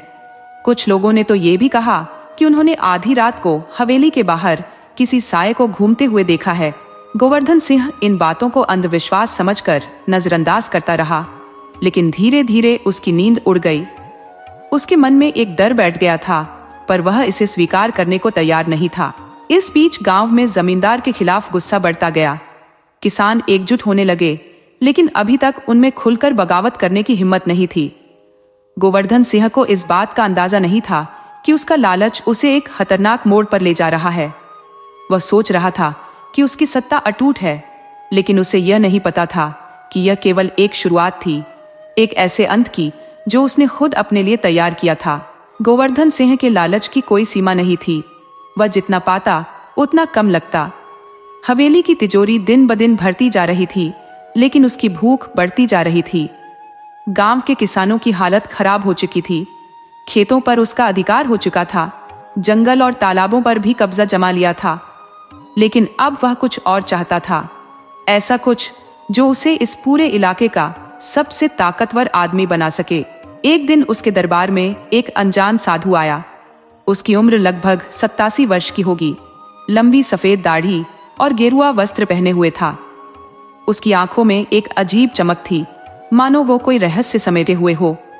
साधु ने हाथ जोड़कर कहा, मालिक, मैं कई वर्षों से इस इलाके में घूम रहा हूँ। मुझे आपके परदादा के समय में भी यहाँ आने का अवसर मिला था। मैं आपको एक रहस्य बताने आया हूँ। गोवर्धन सिंह को रहस्य की बात सुनकर दिलचस्पी हुई। उसने इशारे से साधु को बैठने को कहा और बोला, बोलो, क्या बात है? साधु ने गहरी सांस ली और धीरे से कहा, इस गांव के पास एक गुप्त गुफा है जिसे बहुत कम लोग जानते हैं। उस गुफा में अपार खजाना छिपा हुआ है। सोने के सिक्के, हीरे जवाहरात और अनमोल धातुएं। लेकिन वह गुफा साधारण नहीं है। वहां पहुंचना आसान नहीं, और जो वहां गया वह कभी वापस नहीं लौटा। गोवर्धन सिंह की आंखें लालच से चमक उठी। उसने तुरंत साधु से पूछा, यह गुफा कहाँ है? साधु मुस्कुराया और बोला, मैं तुम्हें बता सकता हूं, लेकिन एक शर्त है। गोवर्धन सिंह चिढ़ गया, शर्त? तुम मेरी हवेली में आए हो, मेरे सामने बैठकर शर्त की बात कर रहे हो? साधु शांत स्वर में बोला, लालच में अंधे मत बनो जमींदार। यह खजाना तुम्हें असीमित धन देगा, लेकिन अगर तुमने अपनी शक्ति का दुरुपयोग किया तो यह खजाना तुम्हारे लिए श्राप बन जाएगा। गोवर्धन सिंह ने उसकी बात पर हंसते हुए कहा, मुझे श्राप ब्राप पर विश्वास नहीं है, मुझे बस खजाने का पता दो। साधु ने गुफा का स्थान बताया और एक चेतावनी दी, सावधान, इस खजाने को पाने के लिए तुम्हें परीक्षा देनी होगी। अगर तुमने छल कपट किया तो यह खजाना तुम्हें विनाश की ओर ले जाएगा। गोवर्धन सिंह ने साधु की चेतावनी को हल्के में लिया। उसने अपने सबसे भरोसेमंद नौकरों और सिपाहियों को साथ लिया और उस गुफा की ओर निकल पड़ा। गुफा गांव से कुछ ही दूरी पर थी, लेकिन घने जंगल के बीच में छिपी हुई थी। जब वे वहां पहुंचे तो उन्होंने देखा कि गुफा के द्वार पर एक पुरानी शिला रखी थी, जिस पर कुछ श्लोक लिखे थे। गोवर्धन सिंह को संस्कृत समझ नहीं आती थी, लेकिन उसके साथ आए पुजारी ने पढ़कर सुनाया, जो भी इस खजाने को अपने स्वार्थ के लिए ले जाएगा वह तबाही की आग में जल जाएगा। गोवर्धन सिंह ने इसे बकवास समझकर अनदेखा कर दिया और अपने आदमियों को शिला हटाने का आदेश दिया। जैसे ही शिला हटाई गई, गुफा के अंदर से ठंडी हवा का एक झोंका आया, मानो वहां सदियों से बंद कुछ जाग उठा हो। सभी के रोंगटे खड़े हो गए, लेकिन गोवर्धन सिंह ने अपने लालच के आगे इस डर को दबा दिया। गुफा के अंदर घुसते ही उनकी आंखें चौंधिया गई। चारों ओर सोने के सिक्के, मूर्तियां, हीरे और जवाहरात बिखरे पड़े थे। ऐसा खजाना उन्होंने पहले कभी नहीं देखा था। गोवर्धन सिंह पागल हो गया। उसने तुरंत अपने नौकरों को आदेश दिया कि वे जितना हो सके उतना सोना इकट्ठा करें। जैसे ही नौकरों ने सोने को छूना शुरू किया, गुफा के अंदर अजीब घटनाएं घटने लगी। हवा अचानक भारी हो गई, दीवारों पर अजीब आकृतियां बनने लगी और ऐसा लगा जैसे गुफा के अंदर किसी की मौजूदगी है। एक एक करके नौकरों ने डर से बाहर भागना शुरू कर दिया, लेकिन गोवर्धन सिन्हा वहीं खड़ा रहा। उसे इन सब बातों से कोई फर्क नहीं पड़ रहा था। उसकी नजरें सिर्फ सोने पर थी। उसने सोने की थैलियों को भरना शुरू कर दिया और जितना संभव हो सका उतना इकट्ठा कर लिया। लेकिन जैसे ही उसने गुफा से बाहर निकलने की कोशिश की, गुफा का द्वार तेजी से बंद हो गया। अंदर अंधेरा छा गया और केवल उसकी जलती हुई मशाल की रोशनी ही रह गई। गोवर्धन सिन्हा को पहली बार डर महसूस हुआ। उसने चिल्लाकर अपने सिपाहियों को पुकारा, लेकिन बाहर से कोई आवाज नहीं आई। उसे महसूस हुआ कि वह फंस चुका है। उसकी सांस तेज हो गई। माथे पर पसीना छलक आया। अचानक गुफा के अंदर अजीब अजीब आवाजें गूंजने लगी, जैसे कोई फुसफुसा रहा हो, कोई उसके कानों में कुछ कह रहा हो। एक गूंजती हुई आवाज आई, तुमने लालच किया, अब तुम इसकी सजा भुगतोगे। गोवर्धन सिंह ने डर से इधर उधर देखा, लेकिन उसे कोई दिखाई नहीं दिया। अचानक उसने महसूस किया कि उसके पैरों के नीचे जमीन कांप रही है। गुफा की दीवारें हिलने लगी और कुछ ही देर में पत्थर गिरने लगे। गोवर्धन सिंह ने भागने की कोशिश की, लेकिन गुफा का द्वार बंद था। उसे समझ नहीं आया कि क्या करे। अचानक उसे याद आया कि साधु ने कहा था कि अगर छल कपट किया गया तो खजाना श्राप बन जाएगा। उसे महसूस हुआ कि उसने कितनी बड़ी गलती की है। उसने गुफा के अंदर घुटनों के बल बैठकर प्रार्थना की, मैंने गलती की, मुझे यहां से बाहर निकालो। लेकिन कोई जवाब नहीं आया। गुफा और तेजी से हिलने लगी और पत्थर गिरने की आवाज तेज हो गई। गांव में जमींदार के आदमी बेचैन थे। वे गुफा के बाहर इंतजार कर रहे थे, लेकिन अंदर से कोई आवाज नहीं आ रही थी। कुछ देर बाद अचानक गुफा के द्वार पर एक तेज धमाका हुआ और जब धुआं छंटा तो देखा कि गुफा का द्वार बंद हो चुका था। जमींदार के सिपाहियों ने डर से एक दूसरे की ओर देखा और धीमे स्वर में कहा, यह खजाना श्रापित है, हम इसे नहीं ले सकते। लेकिन उसकी बातों को अनसुना कर उसके सिपाहियों ने गुफा के अंदर जाने की योजना बनाई। उन्हें नहीं पता था कि अब उनकी बारी थी। गोवर्धन सिंह के चेहरे पर डर की लकीरें साफ दिख रही थी। उसकी सांसें तेज हो रही थी और वह अब तक के अपने सबसे बड़े लालच का नतीजा देख चुका था। लेकिन उसके सिपाहियों की आंखों में वैसा डर नहीं था। उन्हें सिर्फ गुफा के अंदर छिपे अपार खजाने की चमक दिख रही थी। जमींदार के कई वफादार नौकरों ने उसके आदेश को नजरअंदाज करते हुए गुफा के अंदर जाने का मन बना लिया। गोवर्धन सिंह ने कांपते हुए कहा, मत जाओ, यह खजाना किसी श्राप से कम नहीं है। जो भी इसे छूता है उसका बुरा हाल होता है। लेकिन सिपाहियों ने उसकी चेतावनी पर हंसी उड़ाई। उनमें से एक बोला, मालिक, आप डर गए हैं। जब तक खजाना आपके हाथ में था तब तक सब ठीक था, और अब जब हमें भी कुछ मिल सकता है तो आप रोक रहे हैं। दूसरा सिपाही बोला, हमें भी अपनी किस्मत आजमाने दो मालिक, अगर सच में खतरा हुआ तो हम बाहर आ जाएंगे। गोवर्धन सिंह का चेहरा बुझ चुका था। उसे लग रहा था कि कुछ भयंकर होने वाला है, लेकिन अब उसके शब्द किसी पर असर नहीं डाल रहे थे। आखिरकार उसने चुप रहने का फैसला किया और दूर खड़ा होकर देखने लगा। सिपाही अपने हथियार लेकर गुफा के अंदर घुसे। अंदर का नजारा देखकर वे पागल हो गए। सोने के सिक्के, बेशकीमती जवाहरात, भारी भारी मूर्तियां और अनगिनत बहुमूल्य चीजें। उनके चेहरे लालच से चमक उठे। उन्होंने बिना सोचे समझे खजाने को बटोरना शुरू कर दिया। कुछ ने अपने झोलों में भरा, कुछ ने जेबों में ठूंस लिया, तो कुछ ने बड़े बड़े संदूकों में भरकर बाहर ले जाने की तैयारी शुरू कर दी। जैसे जैसे खजाना उनके हाथों में आ रहा था, गुफा में अजीब घटनाएं घटने लगी। ठंडी हवा के झोंके अचानक गर्म हो गए। गुफा की दीवारों पर उभरी आकृतियां तेजी से हिलने लगी, जैसे वे कुछ कहना चाह रही हो। अचानक एक जोरदार धमाके के साथ गुफा के अंदर की दीवारों से लाल धुएं का गुब्बार निकला। सिपाहियों ने पहले इसे नजरअंदाज किया, लेकिन अगले ही पल वहां भयानक चीख की गूंज सुनाई देने लगी। ऐसा लगा जैसे किसी ने वहां सदियों से दबी हुई आत्माओं को जगा दिया हो। सिपाहियों के हाथ पैर ठंडे पड़ गए। एक सिपाही चिल्लाया, यह क्या हो रहा है? उसके साथी ने कांपती आवाज में कहा, यह जगह श्रापित है, हमें भागना चाहिए। लेकिन तब तक बहुत देर हो चुकी थी। गुफा के अंदर अचानक तेज हवाएं चलने लगी, मानो कोई अदृश्य शक्ति उन्हें वहां से बाहर धकेलना चाह रही हो। जैसे ही एक सिपाही ने खजाने की एक भारी मूर्ति उठाने की कोशिश की, उसके कानों में एक डरावनी आवाज आई, लालची मनुष्य, तुमने अपना विनाश खुद बुला लिया है। अचानक उसके हाथ से मूर्ति जलने लगी। उसने चीखते हुए मूर्ति को जमीन पर गिरा दिया। उसके हाथ लाल पड़ चुके थे, जैसे किसी ने उन्हें जलते अंगारे से छू लिया हो। बाकी सिपाही यह देखकर घबरा गए, लेकिन लालच अभी भी उनके दिलों में जिंदा था। उन्होंने सोचा कि शायद यह सिर्फ एक भ्रम है, और वे खजाने को उठाने लगे। तभी गुफा के अंदर एक और भयानक घटना घटी। सोने के सिक्कों का ढेर अचानक हवा में उड़ने लगा और एक तूफान की तरह गुफा के चारों ओर घूमने लगा। सिक्के इतनी तेजी से घूम रहे थे कि वे नुकीले हथियारों की तरह बन गए। कुछ सिपाहियों ने भागने की कोशिश की, लेकिन सिक्कों ने उनके शरीर पर गहरे घाव कर दिए। वे दर्द से चीखने लगे। गोवर्धन सिंह बाहर खड़ा सब कुछ देख रहा था। उसका पूरा शरीर डर से कांप रहा था। उसे अपनी गलती का एहसास होने लगा था, लेकिन अब कुछ भी कर पाना उसके बस में नहीं था। उसने अंदर चिल्लाकर अपने सिपाहियों से कहा, खजाना छोड़ दो और बाहर आओ, ये जगह तुम्हें जिंदा नहीं छोड़ेगी। लेकिन उसकी आवाज गुफा की दीवारों से टकराकर गूंज बनकर वापस आ रही थी। गुफा के अंदर की घटनाएं और भयानक होती जा रही थी। सिपाही भागने की कोशिश कर रहे थे, लेकिन कोई भी दरवाजे तक नहीं पहुंच पा रहा था। किसी के पैरों में जंजीरें लिपट गई, किसी की आंखों के आगे अंधेरा छा गया और कोई चीखते चीखते अचानक गायब हो गया।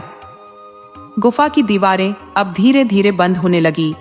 अचानक एक तेज गर्जना हुई और गुफा का पूरा वातावरण आग की लपटों में घिर गया। बचने के लिए कोई रास्ता नहीं था। सिपाहियों की चीखें जंगल तक सुनाई देने लगी। कुछ देर बाद गुफा के अंदर एक बड़ा विस्फोट हुआ और चारों ओर धुएं का गुब्बार छा गया। जब धुआं हटा तो गुफा का द्वार पूरी तरह से बंद हो चुका था। जो भी अंदर गया था वह अब हमेशा के लिए वहीं दफन हो गया था। गोवर्धन सिंह घुटनों के बल बैठ गया। उसकी आंखों से आंसू बहने लगे। उसकी हवेली के सबसे वफादार आदमी अब नहीं रहे। उसने अपनी आंखों के सामने उनका विनाश होते देखा था। उसे समझ आ गया कि उसने कितनी बड़ी भूल की थी। वह उस श्रापित खजाने को पाने के लालच में इतना अंधा हो गया था कि उसने अपनी पूरी ताकत और अपने लोग